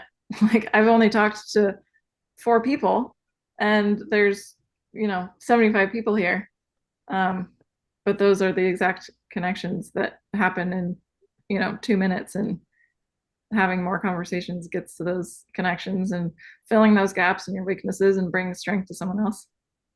Yeah. So awesome. I love it. Anyone else have any questions for Armando or dealing with some of the same things maybe? Yeah, I'm kind of dealing, well, not the same things, but Armando and Nate can kind of relate to both because I started as DTA, and within like a month, I just quickly realized I hate talking to agents. I know you're supposed to go a little longer, but it was quick. I just knew it just wasn't for me. So then what I did was I reached out to somebody, and now I'm working with Drew, who's on here, and we're going direct to seller, and I'm having freaking fun. So immediately as I started talking to seller, it was very uncomfortable for me, all of it, because I'm new to real estate, to entrepreneurship, to everything. But I just quickly realized I actually like talking to the sellers, you know, and I'm enjoying it. And I really just those conversations, they get funny, you know. I try not to like take any of that stuff personal. When people hang up on me, I just realize that it's not me they're angry at. It's a situation in their life. So, you know, I just kind of brush it off. And yeah, that's where I'm at right now. And yeah, it's been fun. It's been a lot of fun. Yeah, I think that's a great point that you know, they say you hear 90 days, 90 days, 90 days. Don't do anything less than 90 days. Be consistent for 90 days. With a caveat of if you absolutely hate getting up and doing it every day and you're dreading it and you're absolutely miserable, maybe it's time to switch. Right, And, right. Sometimes you just yeah. got to go with your gut, you know? Yeah, And like that's it's exactly all what going to be hard work. So not to say that if it's hard, then quit. But if you're miserable, this Right. is supposed to be fun. If not, then go back and work for somebody else and have a W-2 and you know, give up the entrepreneurial thing. If you're gonna force yourself to be miserable every day, what's the point? But Yeah. yeah, no, I think Yeah, I that's was already miserable in corporate America for a long time. So yeah, this is way, way better. yeah, This is I way love better. that. And Drew's great. So that's awesome that you guys have. Yeah, yeah, he is. Yeah. Yeah, Are and I you? think that absolutely goes like for the whole mentorship, right? You hear a lot, you know, a lot of things that you should do or you shouldn't do, or Right. but I mean, we're all grown-ups here. We know if we're gonna hate something, Yep. right? So if you feel like you're stuck and you're supposed to be doing something because somebody else said it, you rethink that, right? Right. Just reevaluate it real quick and ask if it's really what you should be doing or if it's what you want to be doing. You don't have to do things to please other people. It's just like sellers. You'll never meet them. Probably never meet those people that are telling you what to do. Yeah, and someone and I think it was Marlon that he said once that kind of stuck with me that like if you don't get to know yourself and what you want and what you like, you'll end up living someone else's dream. So like especially with Pace being, you know, the leader of this whole thing, he's really freaking influential and he's entertaining and he's great at the things he does and he's great at a lot of things. And so to look at someone like that and be like, oh, I want to be like that. But Yeah. like, you know, don't look Pace, at sorry.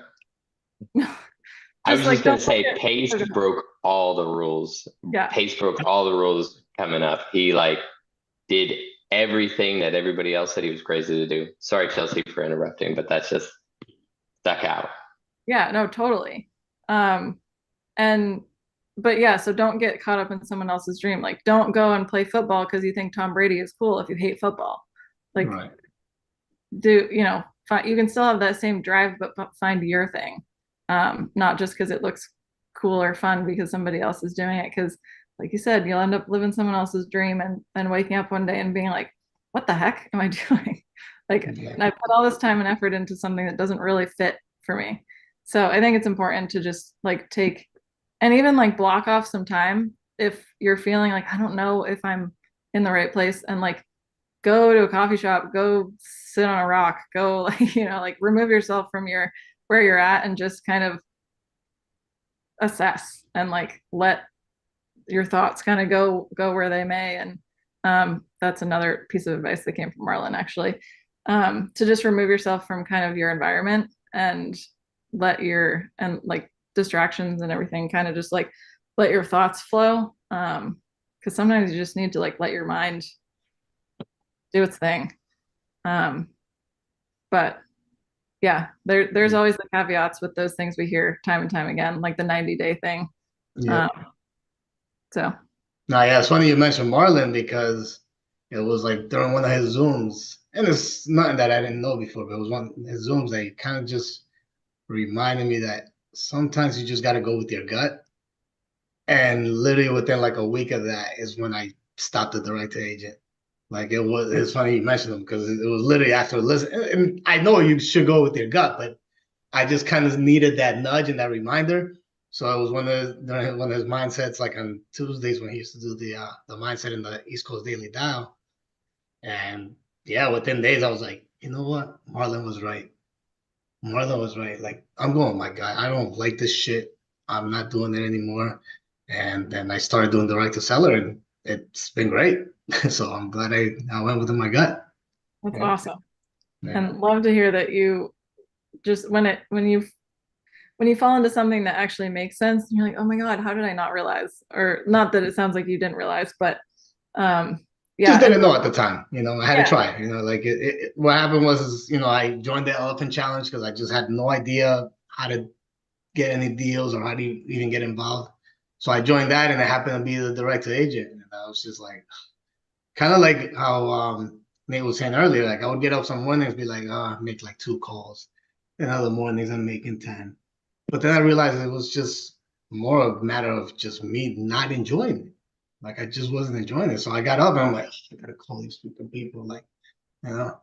And the minute I started calling sellers, I was like, oh yeah, like this is just me talking to the end guy. Like I guess in my mind, the way I saw the agents, it's like I hate rumors. So it's almost like when I'm talking to an agent, it's like, yeah, I'm finding like third party information about the guy that I really want to talk to, the person that I really want to talk to, and the one that's actually going to make a decision.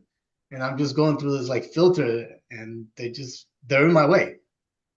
I don't know, I guess that's the way I saw it. I know that's not the case. If you know how to talk to them, obviously they'll be your ally, and eventually I will be working with them. Um, but at the time, being so new to this, I was just like, no, like, why am I going through you? I need to talk to the guy behind you. Yeah. So yeah, that's my little spiel right there. Yeah, love it. Well, good timing. Thank you, Armando. I know we kind of trailed off, but appreciate you and love what you're doing. Keep us posted. You are keeping us posted. So remember to follow Mondo's mission. There you go. mission. So corny, but yeah. I'll definitely be keeping an eye out. So appreciate you and love it. All right, thank you. And what's the best way for people to reach out to you if they want to? Discord, I would say, and then Instagram.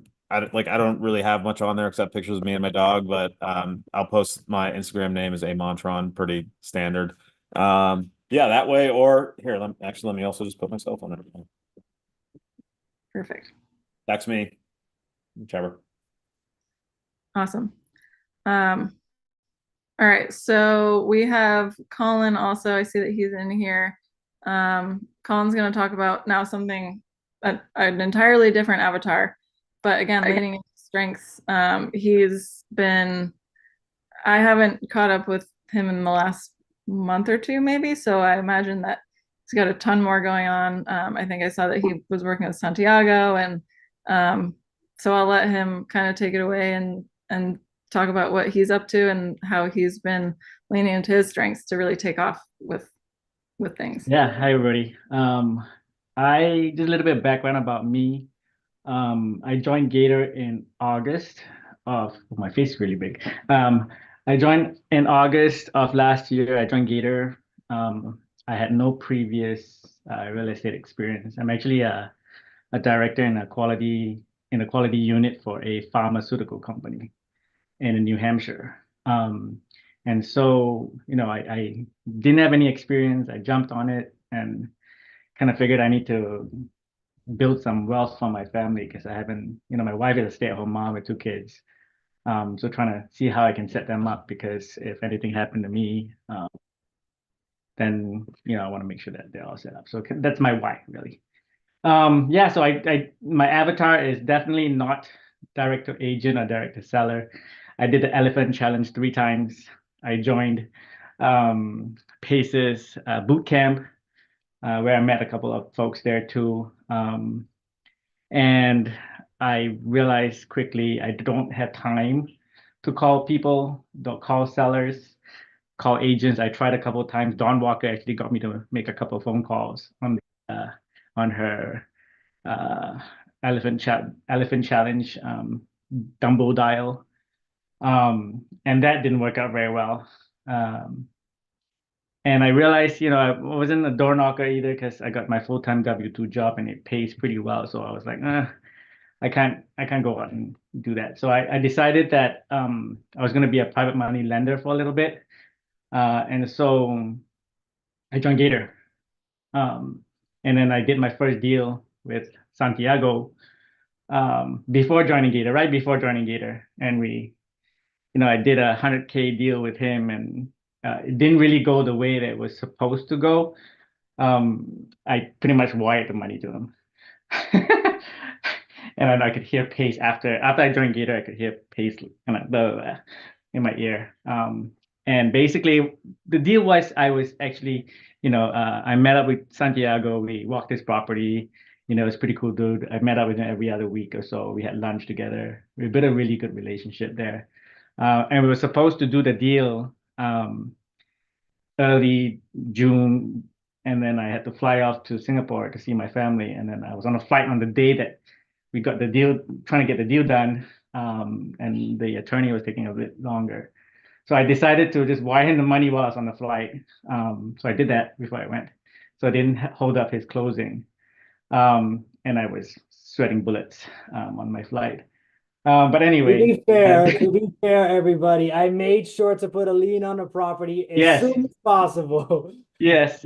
But there was the trust involved, the relationship. I felt really strong. It was not a perfect deal. We didn't want to do it that way. Santiago didn't want to do it that way. I didn't want to do it that way, but I didn't want to risk him losing the deal as well. So, there was a little bit of trust involved there too. But then we ended up being really good friends, and and he's been really good at communication. So that kind of started my journey. And then I started saying, hey, I joined Gator, and then 4 days later, I did an $83,000 deal and a $55,000 deal, and I went in with 140. 4 days into Gator, and I actually kind of had a really good kind of approach where I was using a sort of a long-term lending for 6 months to a year, and I was taking interest-only payments. So that was actually nice because then I was bringing in some interest-only payments that I was going to use to cover some holding costs that I was planning to use for some buy and hold properties. So I ended up, after getting money, my first month was a little bit, scared. And then after that, I was like, oh, I'm getting cash flow.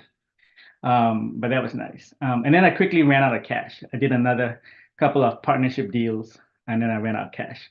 So my avatar started to change because I was more of a PML. And then I was like, then I did one partnership deal, and then I really ran out of cash then because I did $50,000 deal, another $50,000 deal with one of the Subto masterminds. And then I started looking into how do I keep going.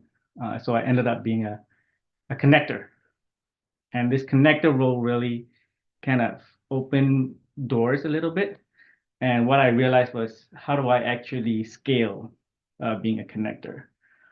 Because I set a goal for myself to meet up with at least five people a day. Every single day, I was meeting 5 Gators. And in my journey of meeting 5 people a day, I ended up meeting 7, 8, 10 people a day, half an hour each slot.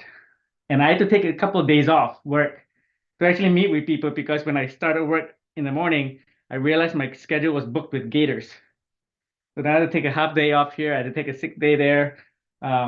sick day, but kind of, and then I had to kind of shuffle everything, and then I was meeting people in the East Coast, in the Central, doing my lunch breaks, doing my bathroom breaks, doing my walking breaks, and then I started meeting people in the West Coast at night. So I was working every day until midnight, and I wake up at like 5, right, 4:35, and I was working through. And then I got my kids. My wife is a stay-at-home mom, so she hands the kids over to me for a couple of hours, and then I cook, I clean, take the kids up, give them a bath, and read them a book. And then when I get down, I do the dishes, and then I'm off to work again until like midnight. So then I'm making calls, and in that journey, I'm meeting like people with a lot of money. So Gators have a lot of money. A lot of them have lines of credit. A lot of them have, some of them I met was gatekeepers of a large group of investors.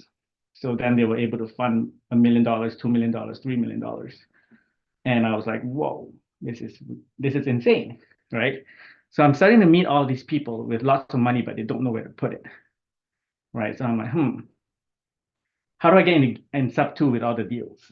And that time I wasn't in sub 2, so I figured I need to figure out how to get into sub 2 without paying for sub 2 yet, because I was like, I don't know about that. I'll build some cash flow before I get into sub 2. So then what I started doing was I was trying to be creative, and typing leaders, typing masterminds in the free Facebook group. And I was searching all the leaders. And I was doing this intentionally to try and find the person that I want to work with. I was Instagramming them. I was Facebook creeping them. I was, trying to meet all these leaders, masterminds, and seeing who would, fit really nice with me. So then I reached out to their leaders, and I found out who their mentors were. And I reached out to their mentors and found out who their mentors were. And I kept going until I started going up the sub 2 chain to, Eddie Charger, for example, right? Sam Singh, and those guys. So I started meeting with them, and they had a bunch of deals. So then I started saying, hey, I don't have cash, but I got people that have money, right? And they're like, hey, if you bring a capital partner, I'll give you equity. And I was like, great, that's a great idea. So then I brought a capital partner to one of my masterminds, and he's like, what fee do you want? I'm like, you want to give me equity? He's like, sure, I'll give you 30%. I was like, 30%? I was thinking in my mind, it's like 5, 10. He's like, 30%. I'm like, done, deal. And then he's like, every deal I bring to you, if you bring a capital partner, I'll give you 25%. He gets 50, capital partner gets 50, and I get 25, right? And he was like, I'll give you half of my share. We'll go halvesies, everybody eats part of the pie, piece of the pie. And I just went full on, right? And I did 8 deals. I invested in 1.5 of them. The others I brought capital partners and took 25, 30% equity. So each of the properties were doing, one of them was cash flowing about $200-300 a month, right? And I had no money in the deal. So then at that point, I was infinite returns. And then I started also looking into how do I raise capital for some of these sub 2 students who were getting deals. And so in my journey with meeting a lot of Gators, I also started trying to meet with sub 2 people to see how I can bring deals to them, capital partners or private money lenders. And that's how I started learning about connecting. I started learning about how to put 2 and 2 together. How do I secure people? How do I protect my lenders, more importantly? So I started looking for underwriting courses. I started doing some underwriting. I started doing some due diligence stuff. I started creating a system for myself on how do I actually make sure I secure my lenders so that nobody gets in trouble, and follow them through all the way through the end of the deal. So I met a sub 2 student, a capital raiser, who was doing this, but she didn't have access to Gator. So I partnered with her and I said, hey, I got Gator. And she's like, I got leads. I'm like, okay, let's partner up. So then she brings the leads, I bring the capital. And we split 50-50. So every deal that we did, she charges a percentage of the deal. So if it's $150,000, for example, I would get, let's say, 5%. All right. So we were doing $10,000 connecting fees, 5,000 connecting fees. And so we started doing deals because there was all these gators that want to put their money into use, right? So I started doing these deals. And so we figured out a process to underwrite. We brought underwriters. She has an underwriting team. I have my own underwriting team. And every deal that goes through, we have a underwriter that underwrites it, go or no go. And then after that, we do a due diligence step where we call the borrower. We meet up with the borrower. We get HUDs. We get scope of work. We get contractors. We call what you call that? Call referrals if they have previous PMLs, and pretty much try to do as much due diligence as we can to a point where we feel comfortable posting the deal. So then I post the deal, and then what we do is follow the lender throughout the life cycle, and until it closes, and then the deal's done, right? And we provide monthly updates. So in the CRM that we put together, we have that intake, and basically every month we get a notification that, hey, it's a month, they need to get paid, or it's a month, let's give them an update. So then we keep the deal. And so the lenders come back to us, right? It's a 3-month deal, 4-month deal, 2-month deal, 30-day deal. But the lender keeps coming back to us because we're using the same borrowers, for example. It's a safer deal for people. We don't do maybe 20% deals, but maybe we do 15% or 12% deals. More 15% ones every 3 months, for example, 15% flat. So people are getting their funds back, feeling secure, and using the same borrowers again. And then every deal that we do, we take a connecting fee, right? So my role more from a PML until I ran out of money to a half PMP until I run out of money, and then into a full-on connector deal. And so now in my back pocket, I've got, I think, a couple hundred lenders, and I keep track of all their liquid funds, all their different types of funds, whether it's self-directed funds that they're using, line of credit that they're using, or HELOC, and actually, keep that in track. So when the deal comes through, I run through that list, I pull out the lenders that fit that criteria and send it off to them. And then usually we get deals done within 24, 48 hours. I line people up for the borrowers. And then we try to close 1 or 2 deals a week.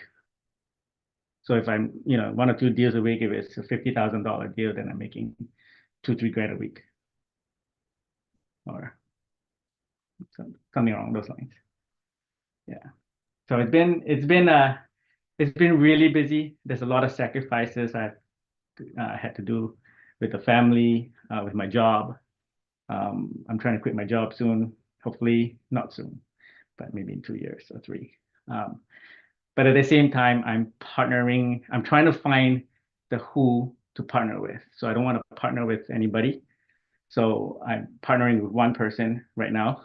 And I'm going to partner with another person we're on a journey to try to help communities and build a different type of exit strategy that would help with home care, foster care, and really, kind of help people while we are providing housing for those folks. So similar to, the what you call it, assisted living kind of deal, but more so catered to like foster kids and stuff. So we're gonna go down that route. Nobody's really talked about it, but we have a connection where we are have the inside scoop to something. I can't share that just yet until I have proof of concept myself. So I'm going to use my funds to actually test this proof of concept. And if it takes off, it's going to take off really quick and fast, and it's going to be a high returns. And when I get proof of concept, what we're going to do is keep shaking my chair. Shouldn't be shaking my chair. What we're going to do is bring gators in, bring people that have deals, and we're gonna bring the Northeast Gators, so the New England Gators. We're gonna bring them in. We're gonna get them all their first deals, and we're gonna give them high returns to get first deals, and we're gonna keep getting the newbies their first deals.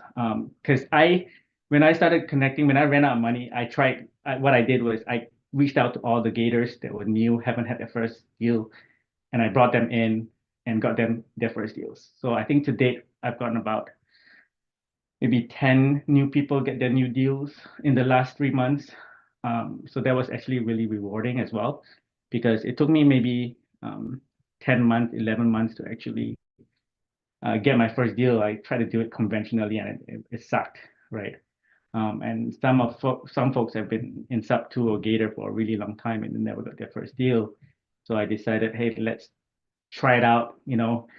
Some people didn't have any money, right? So I met this guy during my boot camp. He had no money. His name was Tom, and he had no money. And he reached out to me and said, "Hey, how do I do this?"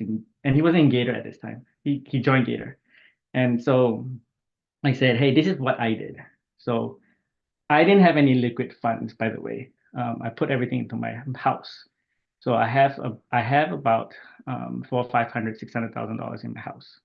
What I did was I took a HELOC from my house, this house, right? And I took 500 from this house, and what I did was I deployed 350 of it, and basically it's right now I think it's like 7.5% or whatnot annualized, but I'm making 15, 20% flat rate on a 3-month deal. So I'm quadrupling, I'm getting like 30, 40% APR returns on my money on a short-term basis. And then I'm paying off my HELOC. With my long-term PML, I'm paying off my monthly interest payments for my HELOC. And I'm using my long-term PML rates to also offset my properties that I'm holding. So right now I got 8 properties, 5 reps, 3 lease options, and over 10, 12 connecting deals, and a couple of PMLs myself. So anyway, back to Tom. He didn't have any money, so I told him how I did it, and I walked him through how to get a HELOC. He maybe got 50,000 from, or 25, 30,000 from his HELOC. And he came back to me, he's like, "Hey, I took a HELOC. What do I do next?" And I'm like, "Okay, well, don't use all your HELOC because you want to save. HELOCs are usually for your emergency. Don't go crazy on it. It affects your DTI if you go more than 50% or 40% usage." So I said, start low. So I got him his first deal with one of our folks, Sean and Drew in Connecticut. They're doing an innovation and they needed 10K, right? So I said to Tom, "Hey, do you want to get in on your first deal? And I'll go in with you 50-50. So he's like, "I don't have 10, I got 10K." And I'm like, "Well, don't use the 10K. Go get proof of concept." Because his wife was like, "I don't know about this," right? So I'm like, "Okay, if you go 5, I'll go 5 with you. We'll walk the deal with you. I will secure you with the deal. We'll do it with some great people here in the community."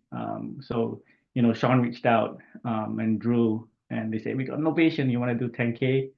And I was like, "Yep, cool." So we just did it. Last week, I got Tom his first deal, and he was like, "Ah."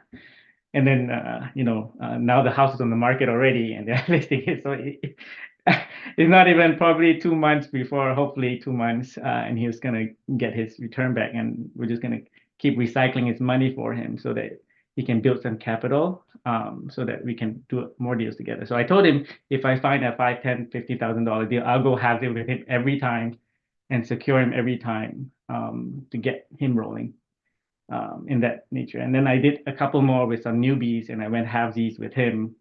They did their first a rep deal, so I went 22 and a half, and he went 22 and a half. We did a $45,000 deal, just to try and get them their first deal as well. But at the same time, I wanted to get into reps. I want to try and do it. So I partnered up with somebody new, and we went with someone experienced. And it's been good. I mean, the experience has been good. It hasn't been all rainbows and butterflies.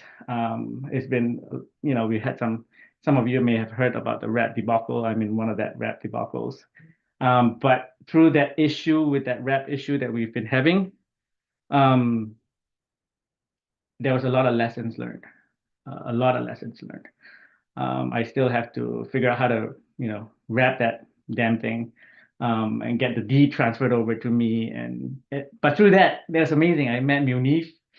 I funded his Pensacola 22 unit property. I think I put like $50,000 down in his 22 unit, but I used my self-directed. It wasn't even, I was like, let me figure out how to use my self-directed. So I called Horizon. I said, hey, how do I use my self-directed? I got that. And I was like, let's try with Munif. And then Munif was actually really nice. He's like walking through a lot of deals with me as well. And I made friends, right? I made connections. I met, the Bash Bros. I met Sam, you talked to Sam Singh, and a lot of the other leaders came in and helped out. And it was an amazing experience through a shitty situation. But it was very rewarding, I would say, and definitely something, a lot of learning that happened there. And the community is awesome. And when this rap issue happened, there was a lot of leaders that came and helped out, and everybody grouped together to kind of work through the situation, the tough situation. And Pay stepped in, and a bunch of other folks stepped in.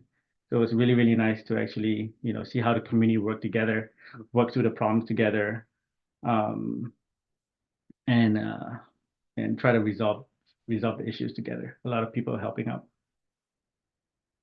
So yeah, right now, I connected a deal yesterday with some new people. Not even in Gator. Gator actually said, I can't do it, but I have a friend that has money sitting around, and he had like $300,000 sitting around, and he's like, I don't know what to do with my money. So then he connected me with his buddy, and he's like, I'll do this deal if you do that deal. I'm like, sure, right? So he brought his friend, and his friend's like, I'm only doing a deal if you're doing the deal. So then, one of them did a $70,000 deal, one of them did a $60,000 deal, and it was a 4 month, 3 month and 4 month turnaround at 15% flat, right? And so I get a pretty nice return on those two deals too. So we're doing $50,000-$60,000 deals every week or so, which is trying to be more consistent in my connecting business. But my next goal is to focus on the foster care stuff, and try to help the community do some buy and hold. So my next path is, in 2024, is to buy at least 10 of these, using Gators to also fund some of these deals, get them into the deals, get that high equity, and partner up with some of these, and also help the community and help the kids and the people that actually need. There's a long waiting list for these folks. So we want to try and target the markets that have the highest wait list, and give them some housing for those folks. So that's the goal for this year. So pretty much helping as many people as we can, and making some friends along the way, and connecting with amazing people, and make money all together. Everybody gets a piece of the pie. So that's kind of where my journey has been in the last 6 months. Is it 6 months? Yeah, just hit 6 months. It's been crazy. It's been a roller coaster, and I've been talking for a while, but No, I haven't wanted to jump in because everything, like every next thing that you say is just like great. So I appreciate it so much. One question that I have is like, because I think there are a lot of stories like yours where you start with one thing and then it kind of evolves into something else. Like you started being PML and then has evolved into the connector role. And how do you feel like that? Like, so you said you did the elephant challenge 3 times, and you tried these other avenues that clearly just like weren't your interest or weren't your strength or whatever it may be. How do you feel like this role plays to your strengths? Do you feel like that's part of what has helped you like take off with it? It's funny because I'm not a people person. Like I don't reach out and go make friends. So it's really uncomfortable for me to get my desk set up, get my camera set up. I'm like, and started talking to people, and I don't usually, connect well with people. But when the more I started doing that, the more I felt more comfortable. It's still an uncomfortable thing for me to talk in front of a camera. I, I'm a quality director from pharmaceuticals, so I can train my teams, I can train the company. But when it comes to video or social media, that's where I'm not too sure about it. So on my Instagram posts, don't see any videos on myself. On my Facebook profile, you don't see much videos on myself either. But I'm trying to get more into my brand this year as well, and trying to be a bit more comfortable to the 1%, and try to push myself to that boundary so that I can, exceed my expectations. And I started my journey saying I need to get two houses for my kids in the next like 5 years each. So two houses each for my kids, right? And one house is to pay for their education. One house is when they get married, they have a house to stay in, and so they're debt free when they leave college, because education is so expensive. Because you get an education, you spend the rest of your life paying your college debt, right? And for me, that doesn't set them up for success. So my goal was to get two houses each for my kids, and now I've got 8 partnership deals, and over time I'm like, maybe this will work. Uh, so uh, so right now, my wife is like, oh, okay, she's got proof of concept. So my avatar changed. I don't know whether my avatar would change again, but it was weird because the connecting one was all of a sudden, because I was meeting so many people, and what actually was happening was I was getting this deal and I didn't know anybody, but suddenly I meet somebody that says, I got a deal. I'm like, okay, cool. I don't have anybody. 3 calls down, this guy says, I got $100,000. I don't know what to do with my money. I'm like, I got a deal that I met like 3 calls ago, and I gotta look through my notes. I'm like, I got so many people today. I was mixing up people, and I was like, I need a system. Right. And I'm like, oh, I got this deal. He's like, oh, I got this money. And I connected them on the same day. And they were like, yeah, let's do it. And then 3 days later, we closed. And I was like, oh my goodness, this is fun. Let's do it again. So then you have no idea how many times a deal falls on my lap. The same day the lender falls on my lap. And we do a deal in 24 hours. And I was like, oh my goodness. The power of connecting, the power of meeting people, the power of networking. And I have not been to a single a real meetup. This winter thing that you guys have in a couple of weeks. This will be my first like meet, like big meet. And I can't even imagine, like, right now I'm already meeting people on the phone. If I meet people in person, it's gonna be so strong. It's gonna be amazing. I can't wait. And then I'm going to the Squad Up Summit too. So that's gonna be a little terrifying for myself. But yeah, cool. It truly is so different in person. So I'm sure everyone on here who's going is excited to, meet you in person, just because your story is so awesome and inspiring. And especially, I didn't know that you're like you think you're not a people person, because I think you are more than you think. But just super inspiring, and appreciate you sharing. And yeah, it's kind of crazy that you think I'm not a people person, and then you're making all these connections. Is it just within Subto and Gator that you've focused? Do you go outside at all, or is it? I haven't met anybody outside. I met one of my coworkers. I actually have a meeting with him. He's like, "Oh, I'm a flipper," in his intro, like, to the company. Our HR usually like, "Hey, this guy, he likes flip. He's a real estate investor and he likes to flip houses." And I was like, "Oh, opportunity." So I reached out to him. He's like, "Yeah, I got a flip. I just closed on my flip like 100. I think he got profited like maybe 250 or something like that." And I was like, "Oh, this is really nice." He's like, "I don't know what to do with it." I said, "I do." And so we're meeting next week, and he wants to put his money to use. He's like, "I don't mind, putting my money for a couple of years." I'm like, perfect, right? Because we have a lot of people that need money, need long-term PML lenders. So then I approached him and said, "What do you get now for, putting?" He's like, "I get 5% for my CD." And I said, "I could double that." Right? And he's like, "Oh, this is great. 10%." I'm like, "Yeah, 10%. We'll do 10% all day, every day."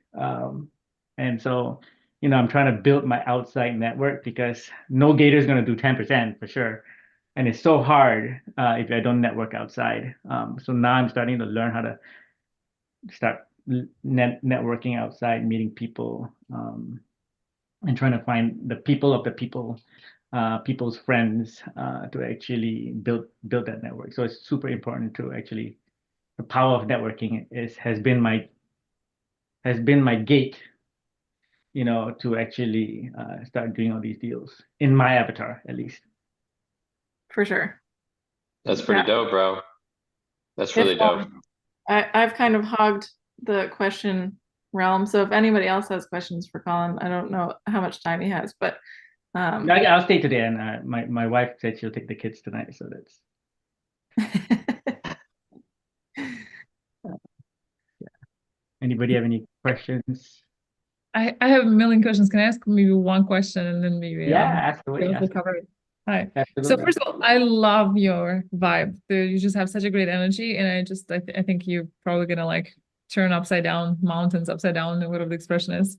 It's just really, really cool. But what I was gonna say, so I'm still at the phase where I'm trying to figure out those structures, right? So just because when things get busy, I think you get a lot of anxious when things are not set up properly. So Mhm. in the beginning, did you kind of figure out, okay, so I'm going to have an LLC that's going to have this active, PML sort of role, right? And then buy and hold is going to be separate LLC. Yeah, so I did like 1,000 hours of paid videos before I joined Gator.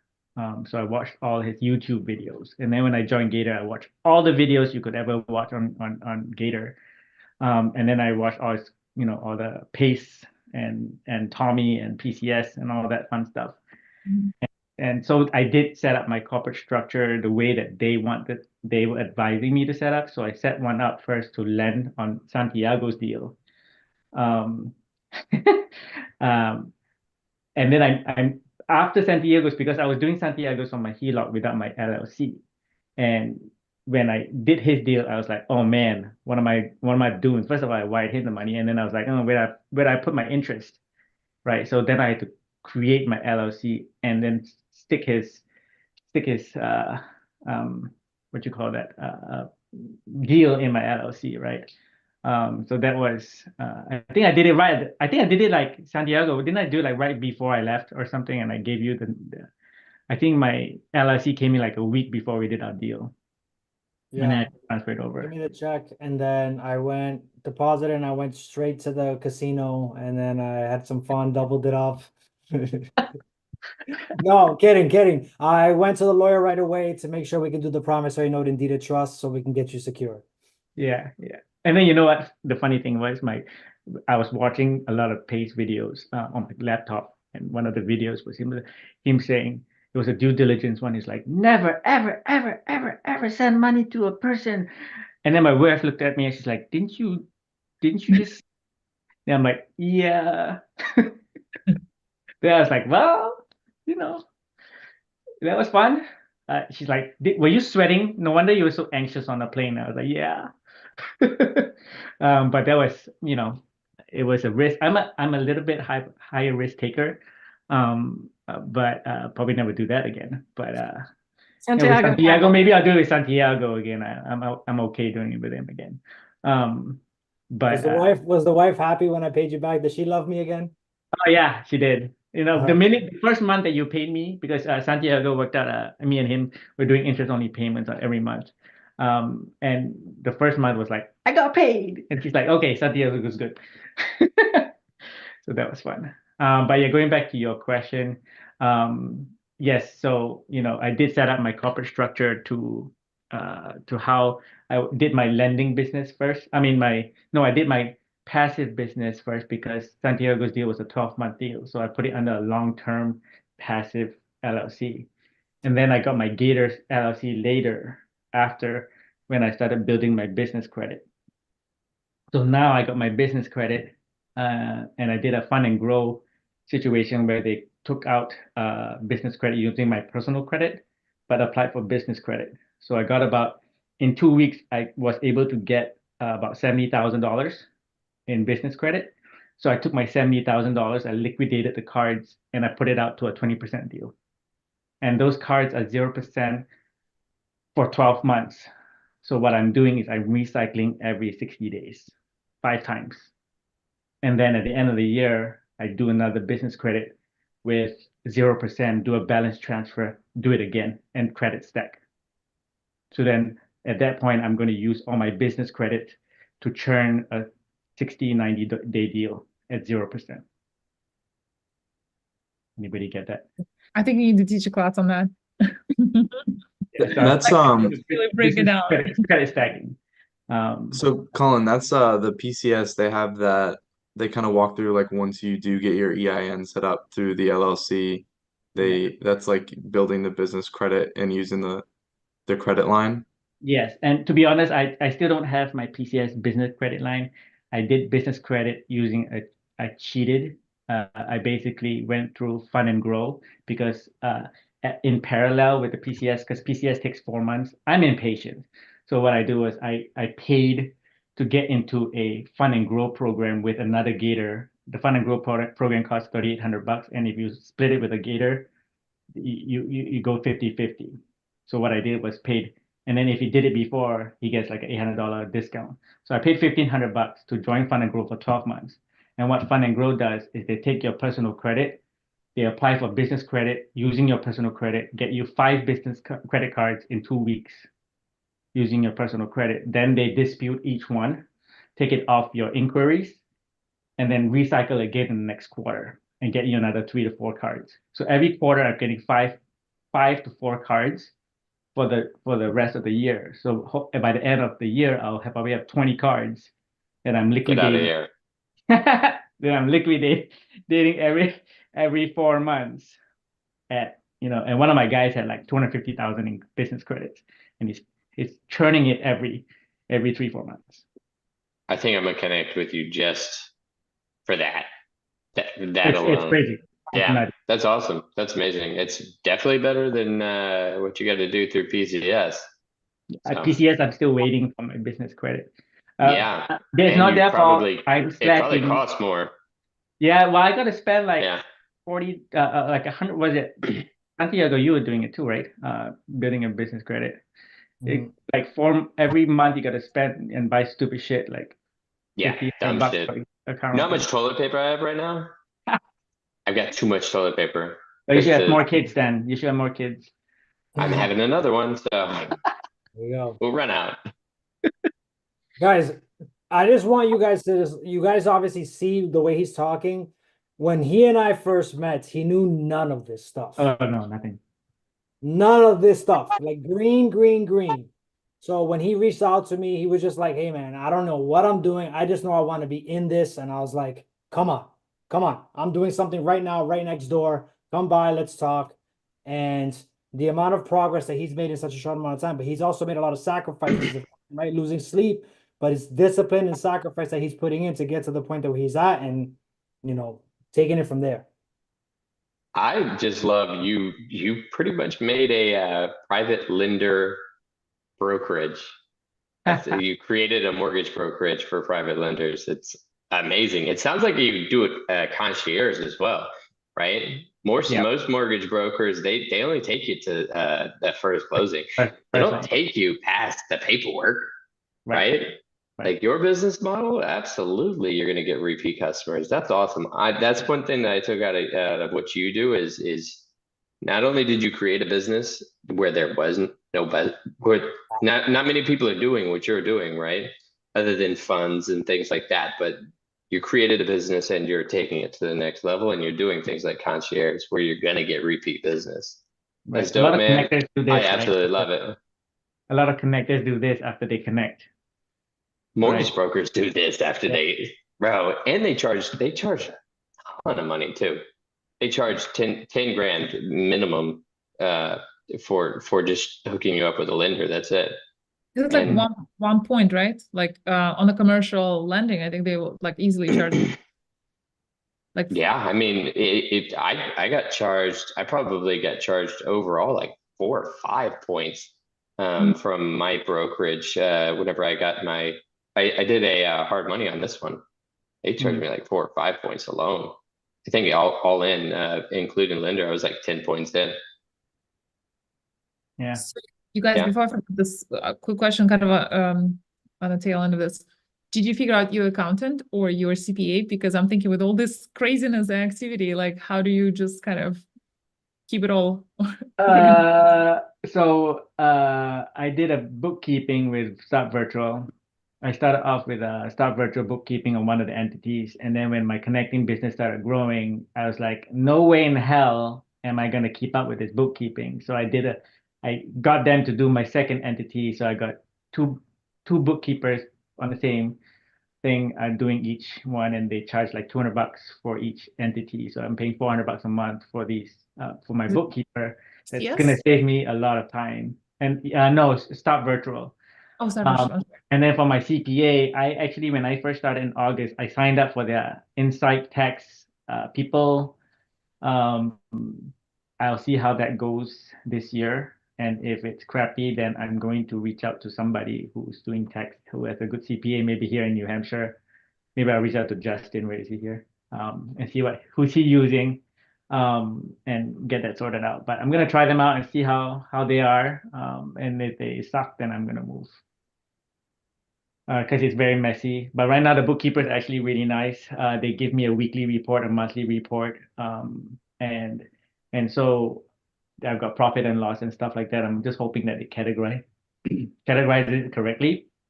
And if they don't categorize it correctly, then I'm pretty much gonna be screwed. Um, but hopefully not. So we'll see. Awesome. Thank you. Yeah. Yeah, man. That it was dope. I love the story, man. I love your journey that you've been on. Does anybody else have any more questions for Colin? Karina, did you have more questions? Sound like you were ready to fire off. I mean, I do, but I feel like it's like a long conversation. But basically, like last week, I had a meeting with somebody that I know who's a developer in Boston, and he bought two buildings from one family, which basically are these, old school like brownstone type of buildings that used to be single families. And so he was like running through some scenarios, and he was telling me that he needs to refi them soon. And so he was talking to this lender in Chicago, and he was saying that, basically they kind of worried about one option, like going maybe like converting to what do you call it, like lodging, like or short-term rentals versus let's say doing two luxury condos. So we're just having this conversation. And I said, well, are you all set? Or, I was thinking like, how can I maybe use this opportunity to also start, learning who's out there in this within Subto space and connecting to gators slash, people with a lot of money, like you were saying. So, jokingly, I just said, he said something about his lender charging a 1 point, right? And I was like, well, I probably wouldn't charge you 1 point. But it was just like a kind of a joking conversation because I honestly know nothing. Like at the moment, I feel like I know absolutely nothing. And so this was really really intriguing because it seems like you really plugged in so quickly and just figured it out on the go. And like you were saying that you were gonna like you would be fine with like a 5% equity wedge, right? And they offered you 30, and you're like, okay. So I love that, and it just opens up my mind. So I feel like I want to like run into some problems and like run them by you and see if we can maybe in some way cooperate. I don't know exactly if I can bring you maybe like somebody like him, if he wants to consider other options, but I feel like figure out exactly what he needs first, right? To even like pitch obviously like what it is. So if and when I will be in touch, and I would love Yeah, to. absolutely. Yeah, Yeah. thank you. Yeah. So That's not awesome. I was also impressed by the 30% equity position in that deal. That's amazing. Just connecting, you get 30% equity on Just the connect. deal. Yeah. Whoa, that Yeah. was And mind blowing. it's That was it's crazy. the word travels pretty quick. So some guy reached out to me, and then Mike, you guys know Mike Jackson, right? So Mike Jackson reached out to me, and he's like, "Hey, I got this deal. I want to get a capital partner." And I was like, "Okay." And then he woke up the next morning. He reached out to me at 10 o'clock at night. And then I next morning around 7 o'clock, I lined up 5 people for him. And then we got the deal done in like 3 days, right? And he asked me, hey, what fee do you want? And I'm like, well, you could give me a fee, or if you like kind of what I do and you want to do a business together or a partnership together, we can do equity. And I told him, oh, that's what my other partner does. And he's like, well, I'll give you equity. And he goes, what, how much does your other partner give you? I'm like, 25%. He goes, I'll do 25%. You can take half of my share. Then I was like, really? He's like, yeah. And I'm like, okay, let's do it. So then I'm taking equity now, and he's bringing me deals with taking 25% equity. And every time I find a capital partner for him, right? Him and Don. So Don and him were 50%. They gave me him and Don are taking 12.5% each. Then they were like, we'll just share half of the pie. I'm like, okay, this is crazy, but yes, sure. That was awesome, right? And then I was like, this is working. I'm in the deal Absolutely for nuts. I'm in the deal for no money. And I'm in the deal for like 30 years. So That's not bad. yeah, so That's not bad. and I remember because I was doing the Avatar. If you guys haven't seen the Avatar series from Pace on Connector, he's like the main thing for Avatar for a connector is not to try and just connect people, but to insert yourself into the deal. Right. And that was one of the Absolutely. things that he said, insert yourself into the deal and take equity. And then he said, you can't do PML and equity at the same time. Well, I did. I did a PML and equity deal where I said, I'll be a PML, I'll be a PMP, I'll be a capital partner. I said to my partner, but I want my money out quicker. And he's like, well, we'll get you out in 12 months. How about we do a PML and PMP hybrid? I'm like, sure, let's do it. So then he's getting me out in 12 months, and then I'm still staying in the deal after that as a partner. So, doing a hybrid PML and PMP so I can get my capital back so that we can reuse the capital and recycle. Colin, I just thought of one question also that's related to just kind of getting into this so fast and furious. So in terms of reviewing paperwork, so did you just go out and like basically seek out an attorney within Subto just to help you review some of the stuff, or did you feel confident enough to just kind of go through the contracts or whatever the agreements? I'm a quality director for pharmaceuticals, so I review a lot of documents. So my role in my job, my W-2 is releasing drug products to the hospitals. So what we do is cancer research drugs for clinical phase 4 for a lot of patients that really don't have much time. And it hits home hard with me because of some personal stuff. But, knowing that we're here to help people really helped me kind of get through the day and do the work that I do, right? So I know that the signature at the end of the day, with my signature, that's the final stop to actually release the product to the hospitals. So from a document review, I got to review a lot of documents in my role. So the document review, even though it's real estate, I can read it. And what I did was I used my own experience. My PML did with Santiago from his attorney, right? And I used my other PMLs that I did for myself as a learning opportunity, and I absorbed like a sponge. And what I did was I kind of every deal that I did, I compared Santiago's real estate contract with the other contracts from Florida, from whatever, and I saw the same kind of formats, the same kind of things. I've done like 19 deals right now, and no title company has ever got it right the first time. It's always wrong. They get the interest rate wrong.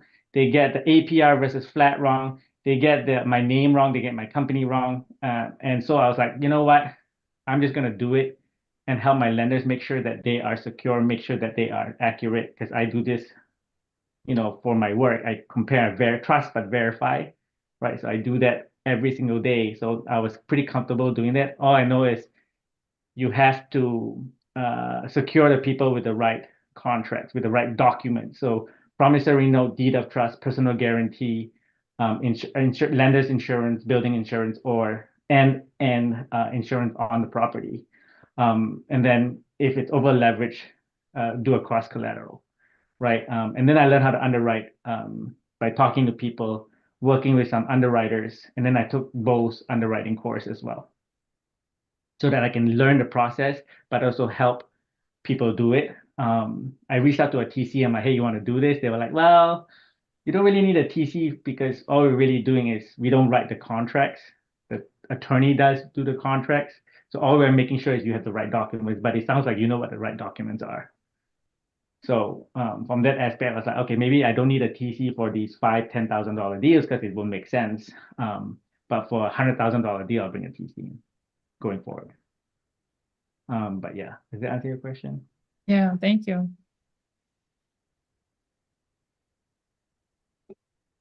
Dope. Any other questions? Feel free to reach out to me if you have any questions. I'm always helping people, trying to help people get their first deals.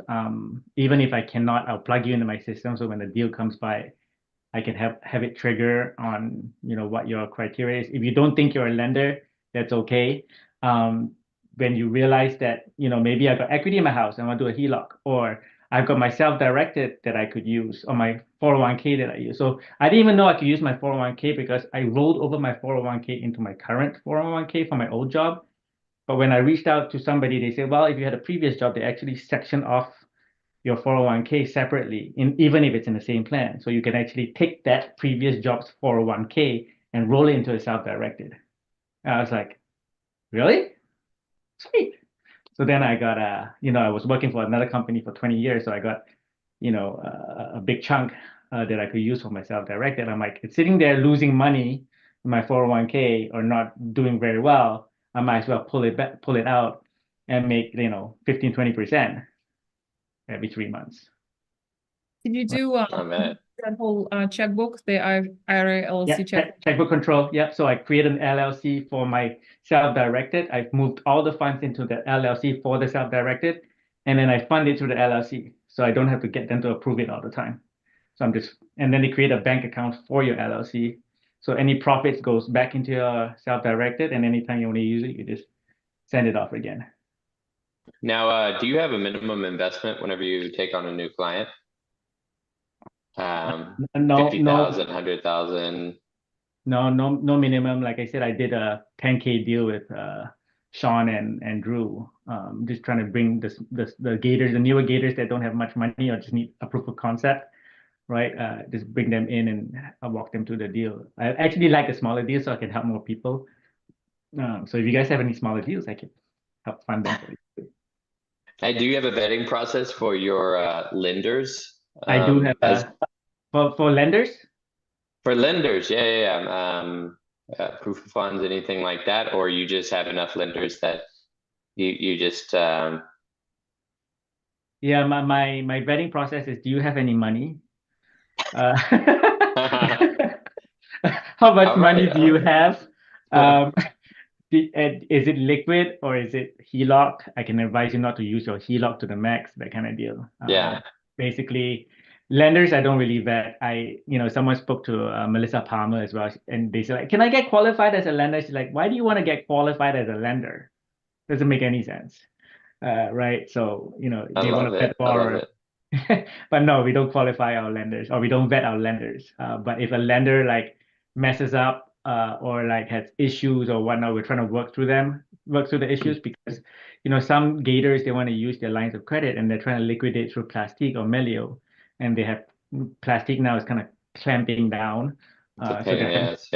Yeah, so now we're trying to figure out how to do it, and through my journey, I connected with people that can actually liquidate your credit card for a fee. So that's why I liquidated. What's the fee right now? Do you know? I just did mine for 5.5%. So I find it, yeah, it's not bad. I think Plastique charges 3%. So it's another 2.5% to cycle through two different companies and do invoices. And basically liquid for 5.5%. So I find a deal that's like 20%, and then I get 15% return. Yeah, so I still hit my 15%, but I do a bigger deal that has a higher return when I'm using my business credit. So right now I am doing a $45,000 deal with my business credit for 60 days. at 20%, 18%. It's Um, basically. I think another question I have is, do you have a minimum, is 60, 90 days your minimum for some of your turnarounds, or do you do 30? No, I wish my minimum was a 1 day turnaround. That would be nice. But actually, funny thing, I actually got a Gator deal. I got 3 Gator deals today, like true Gator deals. I've not done a true Gator EMD deal. And another person said in Subto said, "Oh, I just met this guy. He's a Gator." And he's like, I'm sending you all my wholesalers. So that there's 3 wholesalers that reached out to me saying, "Oh, I heard from this guy that you're a Gator and you can fund EMDs." And they're Subto students. I'm like, why don't you use Pace and Abraham? They're like, oh, it's okay. If you want to fund my EMD deals, I'll give you the business. I'm like, sure, let's do it. So then I got top tier PC. We're closing a couple of EMD deals, hopefully, fingers crossed, next week. And I'm taking like 2.5 grand, 3 grand for 15 days, which is pretty nice. 15, 20 days, which is pretty nice. So yeah. Yeah. So hopefully those Gator deals, and then those will be my first Gator deals that I do, first true Gator deals. And I'm trying to work out a deal with these wholesalers that if they keep bringing me a deal, I'm going to reduce my fee. Going back to, not to go back Yeah. too far, but as far as, so like with PCS and the business credit lines, um I paid, I think it was like 2 grand for them to do like the year-long one-on-one. They set you up with like an advisor that Yep. walks you through the process. Yep. Would you say, I mean, obviously I already paid for it, so like I'm gonna go through that. Would you say it's worthwhile to also go through the means that you did, even paying the Uh, extra money to get business credit sooner? well, depends on your situation. It really depends on how liquid you are, whether you're impatient like me and want to keep making money or whatnot, right? So I'm Yeah. impatient. I'm a little bit more liquid, so I'm okay doing that. Some people are not so liquid, so it depends on your situation, really. Okay. Yeah. Thank you. Yeah. I have a question, which I think you thought Tim was going down this path. You touched on it some, but I feel like the thing that like gets me in my head, I guess, the most in this stuff is like making sure, just really vetting the operators, like vetting the deal, but also vetting the people. It seems like there's so many stories out there that's like, yeah, I thought I did a great job, and then come to find out, like that kind of thing. Right, right. So in the vetting process, there's always a risk. I always tell my lenders there's always a risk with new lenders. So I do not lend on any new flippers, no experience. If there's a new flipper, I try to stay away from that. But if they're using an experienced GC, I make the GC sign the JV agreement and a personal guarantee, so that if they run away, I can still get it from them, right? Um, and also, if they're using a new GC, then we have structure it where we release the funds at different stages, right? You can structure it that way. And then from a due diligence standpoint, if there is a new borrower, I make sure that that I haven't worked with, I try to find their previous HUDs. On the HUDs, there's going to be lenders. I reach out to those lenders and find out how is the communication like? Were they paying on time? Were they keeping up with your communication? How was the payoff like? Did they give any issues? Were they late? Did they pay their late fees okay? Did they give you a hard time? And go through those lenders and referrals to just make sure you at least know that you're not dealing with a scammer, right? You know that they've got you don't go asking for referrals and they'll give you their brothers and sisters, right? You want to make sure that the lenders, the referrals are on the HUD statements. So, go through that process, and also have a conversation, meet them on Zoom, to do a sniff test, figure out whether they know what they're talking about. And then what I do is with my underwriter, what he does is he he says, he looks at the comps, right? And he can tell by the comps whether the person is experienced, because I think yesterday there was a guy that offered a 30% return for 90 days. And when we looked at the comps, it was in a different city. And we were like, what in the world? So you can tell a lot by somebody doing the comps, whether they have the experience and whether they're gonna get you in trouble. Just by the comps, I turned the deal away and I'm like, no, this guy. Sounds like my last agent. Yeah, because if you're doing a flip, right? 10-mile comps. 10-mile Right. comps. Yeah. Right. Yeah. That's So a trailer. yeah. Yeah. Yeah. Right. But if they don't have good comps, then they don't really know what they're doing, number one. And then number two, you want to find out why they need money. A lot of times they will say, oh, I just want to replace a lender or whatnot. Then if they're replacing a lender, your deal went bad somewhere. There was a delay somewhere, right? So you want to find out what was the delay, why did you have the delay, why are you replacing this lender? And then you find out a little bit about the details of how he manages his flips or his work or whatnot. Did he not get his, deal done, and is he, just replacing lenders because he needs the cash, right? Um, and it's a learning process. I learned this from the underwriter, but I also learned it from my lenders. So I mentioned earlier in the call that there was this lender that is a gatekeeper of a lot of investors that he can fund up to a couple $1 million. And he's the gatekeeper. When I went and underwrote a deal, he did underwriting in front of me with the borrower. And my goodness, he was drilling down so much and we found so many things wrong with the deal and we just like, no. And from that call, I said, can I record this next one? And I recorded the deal and I kind of walked through the deal again and learned how he underwrote it and learned how the process, what his mind was thinking through the deal. And I picked up from that and I asked him a bunch of questions and I learned it myself on the types of questions to ask. And you would never think someone would be super over leveraged just by the deal they posted. They thought, oh, he's not over leveraged. When you dive into the deal, they got arrears. You do a title search, he's got like multiple liens on it, on a cross collateral property, on, he had mortgages that didn't get paid and he was trying to cross collateralize on a property that years. And I was like, oh my goodness, digging down into that, into the weeds, really uncovered a lot of things and it really opened my eyes when they did this underwriting. Wow, love that.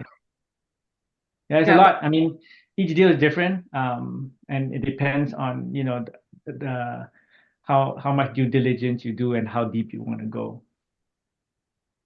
Yeah. What's the best place to reach out to you if somebody wants to start lending with you? Yeah, so my number is there. You can reach me on my number. I'm really active on Facebook Messenger as well. Instagram, I'm trying to get better, but the best way is Facebook Messenger me, text me. You can try and call me, but I'm booked up solid for the next couple of weeks. Will you put your phone number in the chat? It kind of gets cut off on your name. Oh, yes, of course.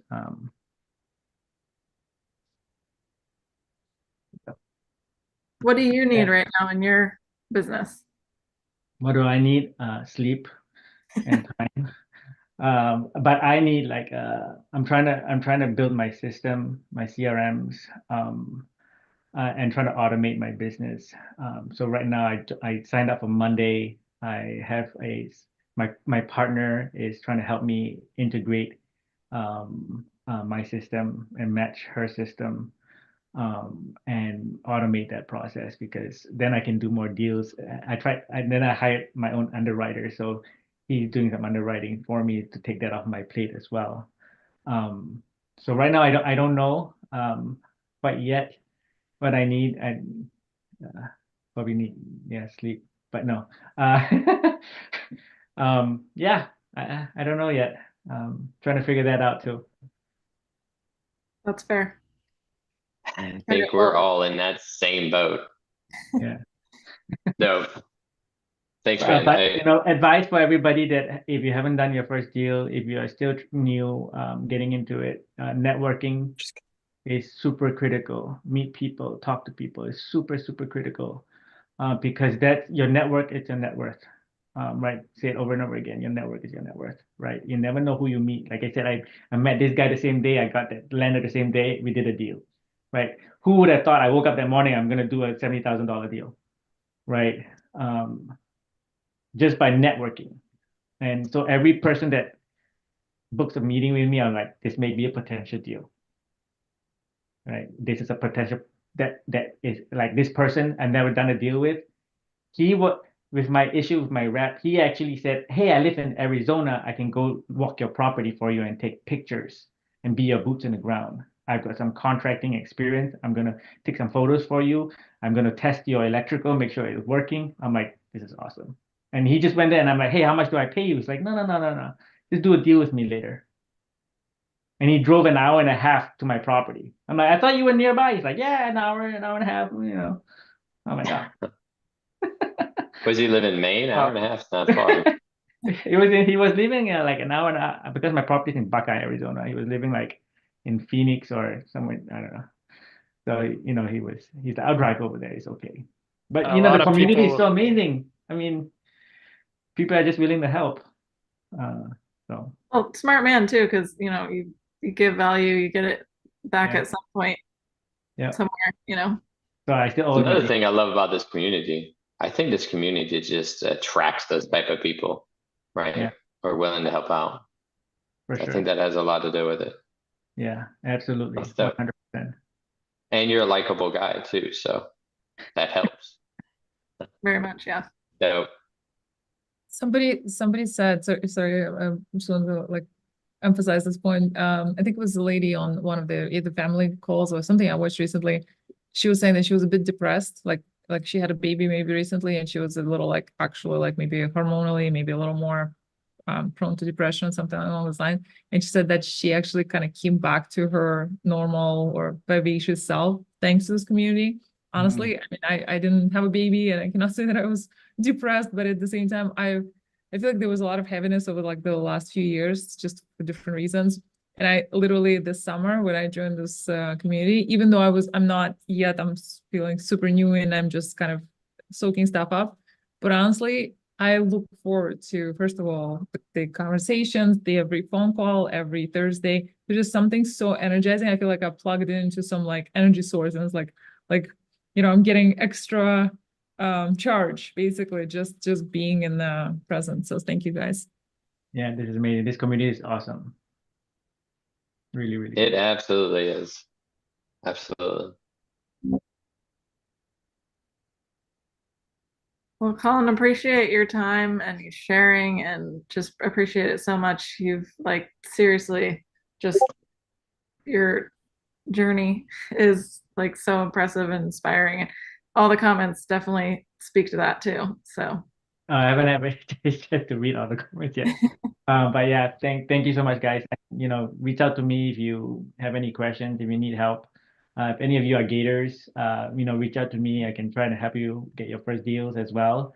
Anybody that, have deals that they need funding. I can't promise you any long-term PMLs, but if you need short-term ones, I can potentially help in that and maybe partners as well. And or if you need anything, I can help connect because through my journey, I've been able to meet a lot of people that do different things. So even if it's not funding, I might be able to find someone to help you out in whatever you need. I need to make more money off my money, Colin. I will be calling you soon. Yes. Yeah, yeah. If you have money that's sitting around in the CD, don't do the CD. I can double and triple it for you.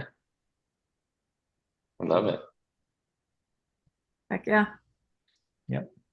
All right, well, we have 20 minutes left. If anyone has anything that they want to talk through, any issues, any comments, any wins, floor is open, and then we'll kind of just talk about, go over announcements. I think it was Karina brought up to Squad Up Summit. I know a little bit about it, but probably not enough to kind of like be the spokesperson for it. So we can talk about that too. Floor is open. I was really mostly asking like if you guys had already made some plans. So like, is anybody driving there by chance? Like, I'm not sure yet if I want to fly or actually make a road trip, which I'm not usually taking road trips, but I just thought, this is an interesting opportunity to drive through North Carolina. I've just never traveled through certain parts of the country. So to me, it sounds like this amazing opportunity. Courtney says she might drive. Awesome. Yeah. I'm So driving to Squad Up. yeah. Yeah, Orlando? I'm driving there from New You Hampshire. are? Yeah, I'm Oh, taking the whole family Yo, there. I'm taking the whole family. My wife was like, "Hey, can we go to Disney World again?" We just went last year, and I was like, "Oh my goodness." I was like, "Okay, this is my only way I can go, so yes, everybody can come." So it's like it'll be an 19 hours. that's so expensive trip, so that's why we're driving. Oh, Hey, okay. Colin, can I ask you a question? Yes. Hi, Ed. Can you hear me all right? Yes, I can. I had, I think it was US Corporate Solutions. They did the LLC for me for Horizon Trust. So I Okay. have a self-directed account with 39,000 in it. Yeah. I recently took out an MCA loan, merchant cash advance for 5 grand. That Okay. cost me 7,500. I took another one for 11 grand and I'm paying back 1,000 a month on that. So I was going to write myself a check out of my self-directed 401k and pay those high interest rates down because they're 44 and 50%. Mhm. Horizon Trust didn't know if I could do that, No, but I you have cannot. all the checks and they don't know why I have checks. I guess they came from the LLC. Yeah, they came from the LSE. Can I You use cannot. that to pay those off or is that No, you cannot. It's a prohibited transaction. no? No. You cannot pay Okay, yourself. that's what I was asking then. Yeah, It's a you cannot solo pay. 401k, so Yeah, she said I could take a loan, but I have to do an application and send them a blank check from my other checking account. you can potentially.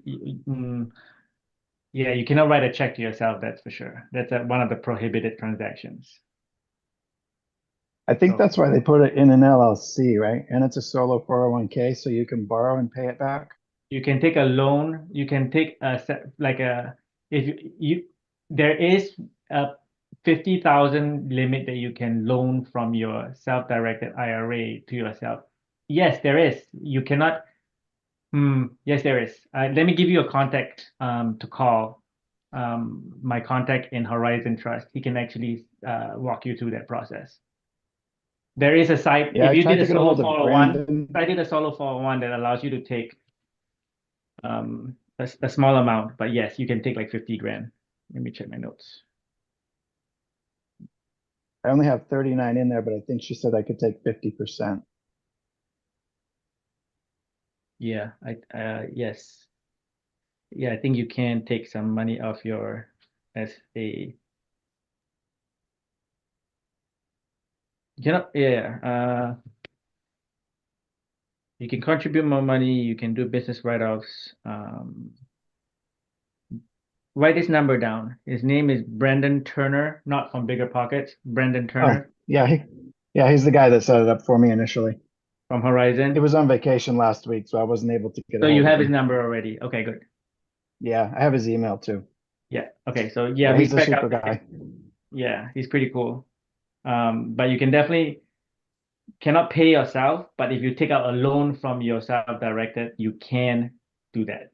Because the loan will charge you like I think like 5% or 4%, something like Okay. that. Yeah, I also have 60,000 that just came back from a PML loan I was doing in Arizona that's sitting back in my bank where my HELOC is, Yeah. but it's in my checking account. Yeah. And I wasn't sure if I should just use some of that money or put it back in my HELOC because that's at 6%, I think, 5.99. That's pretty It good. might be just simpler to use that than to use the self-directed, maybe. Yeah. Yeah, you could do that. You could do that too. But it's up to you. Whichever you Okay. prefer. The HELOC is variable, so I don't know if your HELOC is variable, but mine is. Yeah, I think it goes up in a few years. It's only 1 year old, so I believe it goes up maybe in 5 years. Mhm. I'm not really sure. Yeah. You could do that if you want Yeah, to I'll pay. probably just use that. Yeah. I just have these blank checks that came with my B&E Capital Group LLC, and I don't really know what to do with them. I don't know if I should, like, if I could do Gator lending with those, that wouldn't be prohibited, but You can I do don't Gator really know. if you set up your checkbook control from your through an LLC. Yeah, I have checks and I have the whole binder. We just went through with the corporate group the other day and signed all the documents. I actually still have my will and my trust and all that stuff from PCS that I haven't notarized yet. It's just sitting on the shelf. Okay. I guess I should do that soon. But I do want to get started. I've been trying so many different things. Like This month, I'm in 2 different affiliate marketing programs. I'm in the Lee Arnold Tiny system object for real syndrome. estate investing. I have like 5 different mentorships, and I have My no goodness. properties and no good investments yet. So I have to get into something. Yeah. Let me message you my Blink at Mary. Yep.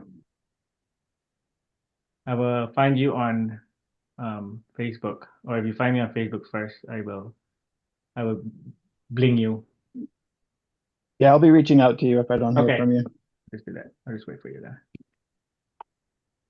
And we can set up a Great. meeting. Thank you, Colin. Yeah, no problem.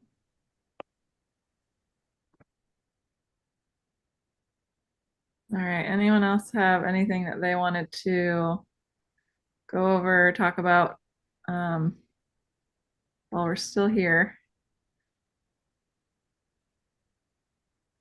I was asking if anybody's working on setting up the infinite banking policies. Just curious if you guys have looked into it or considering doing that. Infinite banking, you said? Mm-hmm. Yeah, I'm doing that. I haven't done it yet. I got to the point where I peed in the cup and got ready to go and got approved, and then I chickened out because I needed proof of concept from somebody else. So I'm reaching out a couple of people that have been doing it for a while. Now I've got my proof of concept. I'm gonna go back in and pee in a cup again. But they made me start the whole process again.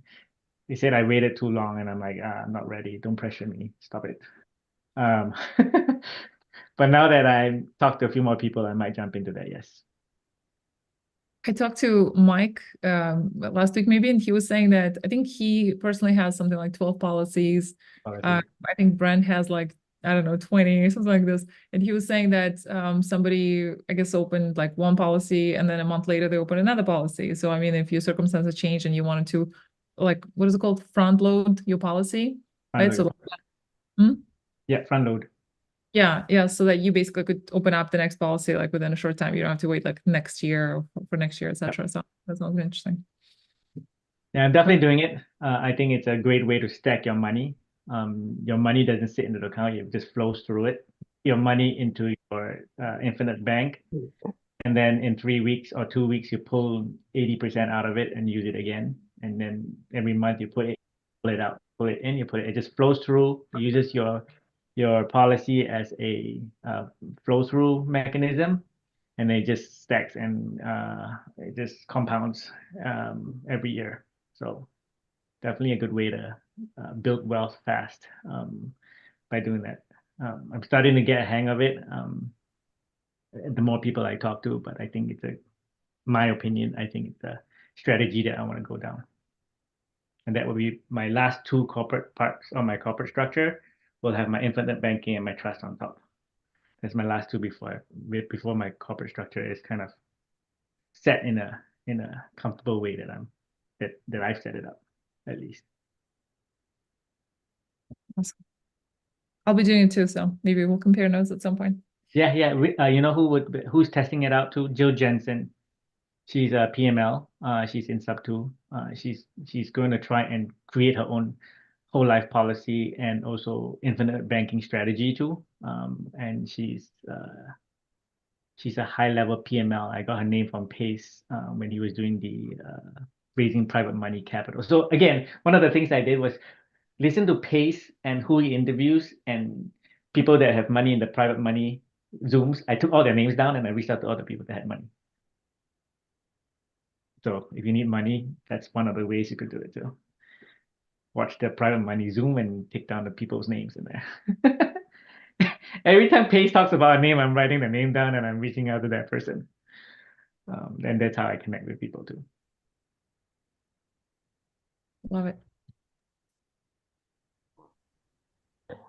For me, I was also interested in doing or looking into the infinite banking, and I got to the point of being so close to signing up for it, and I was very intrigued by it. But after talking um, to the rep, I forgot his name, for my circumstances, he actually told me it didn't make sense for me to do it. I mean, like he understood why, after just listening to how it works and everything, because like I don't have any debt right now. And he said it tends to be something better for people who have debt that they're trying to work down. Um, and I haven't totally written it off yet, but I I think one of the factors for me that made me decide to not move forward with it was just right now I didn't want that capital tied up because I wanted to be able to have access to it. But I think, if I get to a point where I do have more capital um, just sitting there, then I may reconsider it. Yeah, you have to remember too, you don't have to do the capital that they ask you to front load, right? So what they try to do is you try to see what your salary is, and then they try to front load it so that you can get the maximum benefit for yourself. But if you're not comfortable doing that, you can just do whatever amount. Somebody was doing like $500 a month. My guy wanted me to put in 5 grand a month, 4.5 grand a month, or something like that. I'm like, I'm not putting 4 grand a month. Um, and another guy was like, I can do $500 a month and I'm making money. So you don't have to be in debt to do it, because if you have even 500, $1,000 to put in 2 weeks, once the check clears, when you put it in, you get to pull up 80, I think it's 75% or 80% out again and reuse it. So it doesn't it doesn't sit there and it's not stuck. You can pull out about 70%, 75% of it. Colin, is Okay. it? So for some reason, I thought that the front load, I think you could pull out something like 85 to 90 even percent, like within a month. But I think Mike was saying that the regular premiums that you put in every month, I think you're not necessarily being able to pull out as much. I mean, maybe it depends on your income or something Income else. and stuff like that. Yeah. Okay, so maybe that's But it. if Yeah, you but needed to pull it out, you can pull it 75, 80% of it to go invest in it. So you don't Mm. have to pull it out straight away, but if you needed the cash, you can still pull it out 75, 80% of it. I feel like would it make sense to almost like create some debt to like, like for example, let's say you had access to, I don't know, let's say HELOC or something, or some money, 0% credit card, So you something. have debt, right? You have your car debt. If you have a house car debt or whatever, you can apply it that way. And think about it, it's not a situation where you put it into your policy and it's stuck there. Use it as a flow through mechanism. You flow your money in, flow your money out. It's never stuck in there. They're using the policy as leverage. But what I mean is like, say for example, you have access to, I don't know, let's say 10 grand on a credit card that has a 15 months, 0% interest, right? So if you took that money and you front loaded your policy today, right? And you could actually be making money, like your policy is going to be making you, let's say 5% on that money, even though you could pull it out and put it back if you wanted, right? I mean, which doesn't make sense because you have 15 months worth of 0% interest. So then just invest it, right? So you making 5%, let's say, through your policy on that money. You also probably making money on investing, right? And you don't have to pay the principal back to your own policy. You can just pay the interest. I mean, you should be paying just the interest. So I feel like it's an interesting triage, right? Like where you can do, You can do multiple things. Yeah, absolutely. Yeah.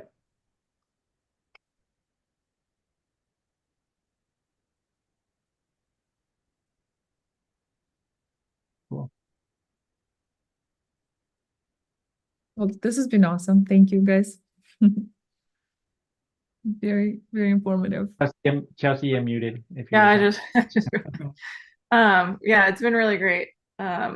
Appreciate you sharing all your knowledge and what you like, just knowing that it was what would you say, how long ago? 6 months? Yeah.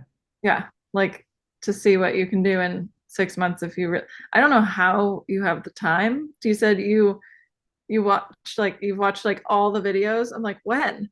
What are you doing? I watched all the videos. I watched every single video. I did the elephant 3 times. 3 hours. Yeah.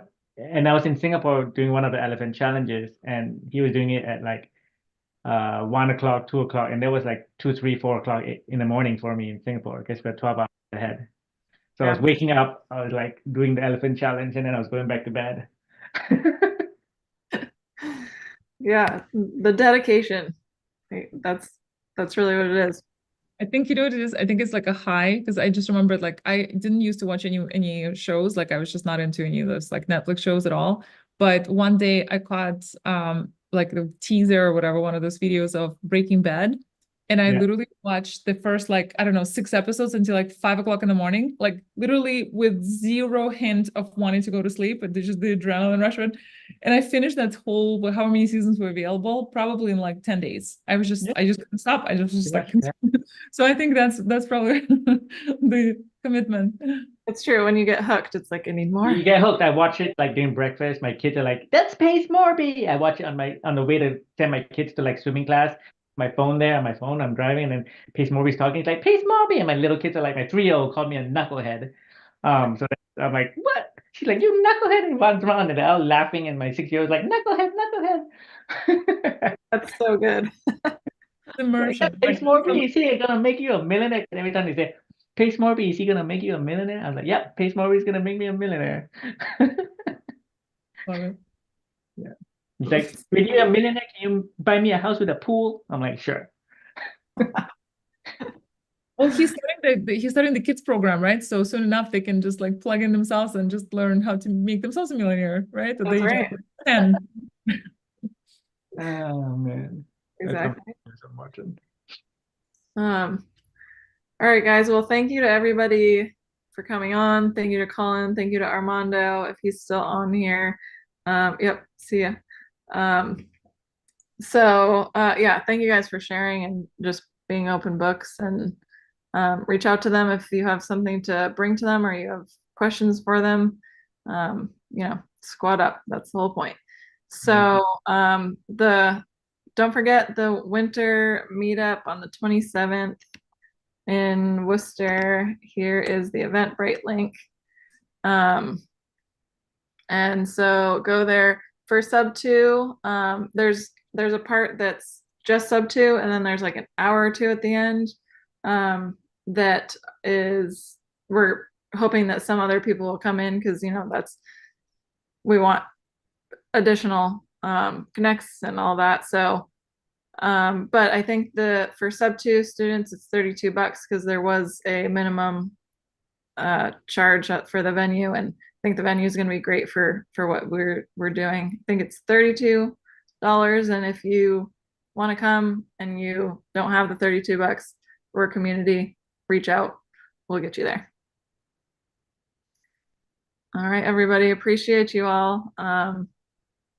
Let's do good business, and we'll see you next week. Have a good night, everybody. Thank you. Good night. Good night. Thank you. Yeah, right. Thanks, Colin.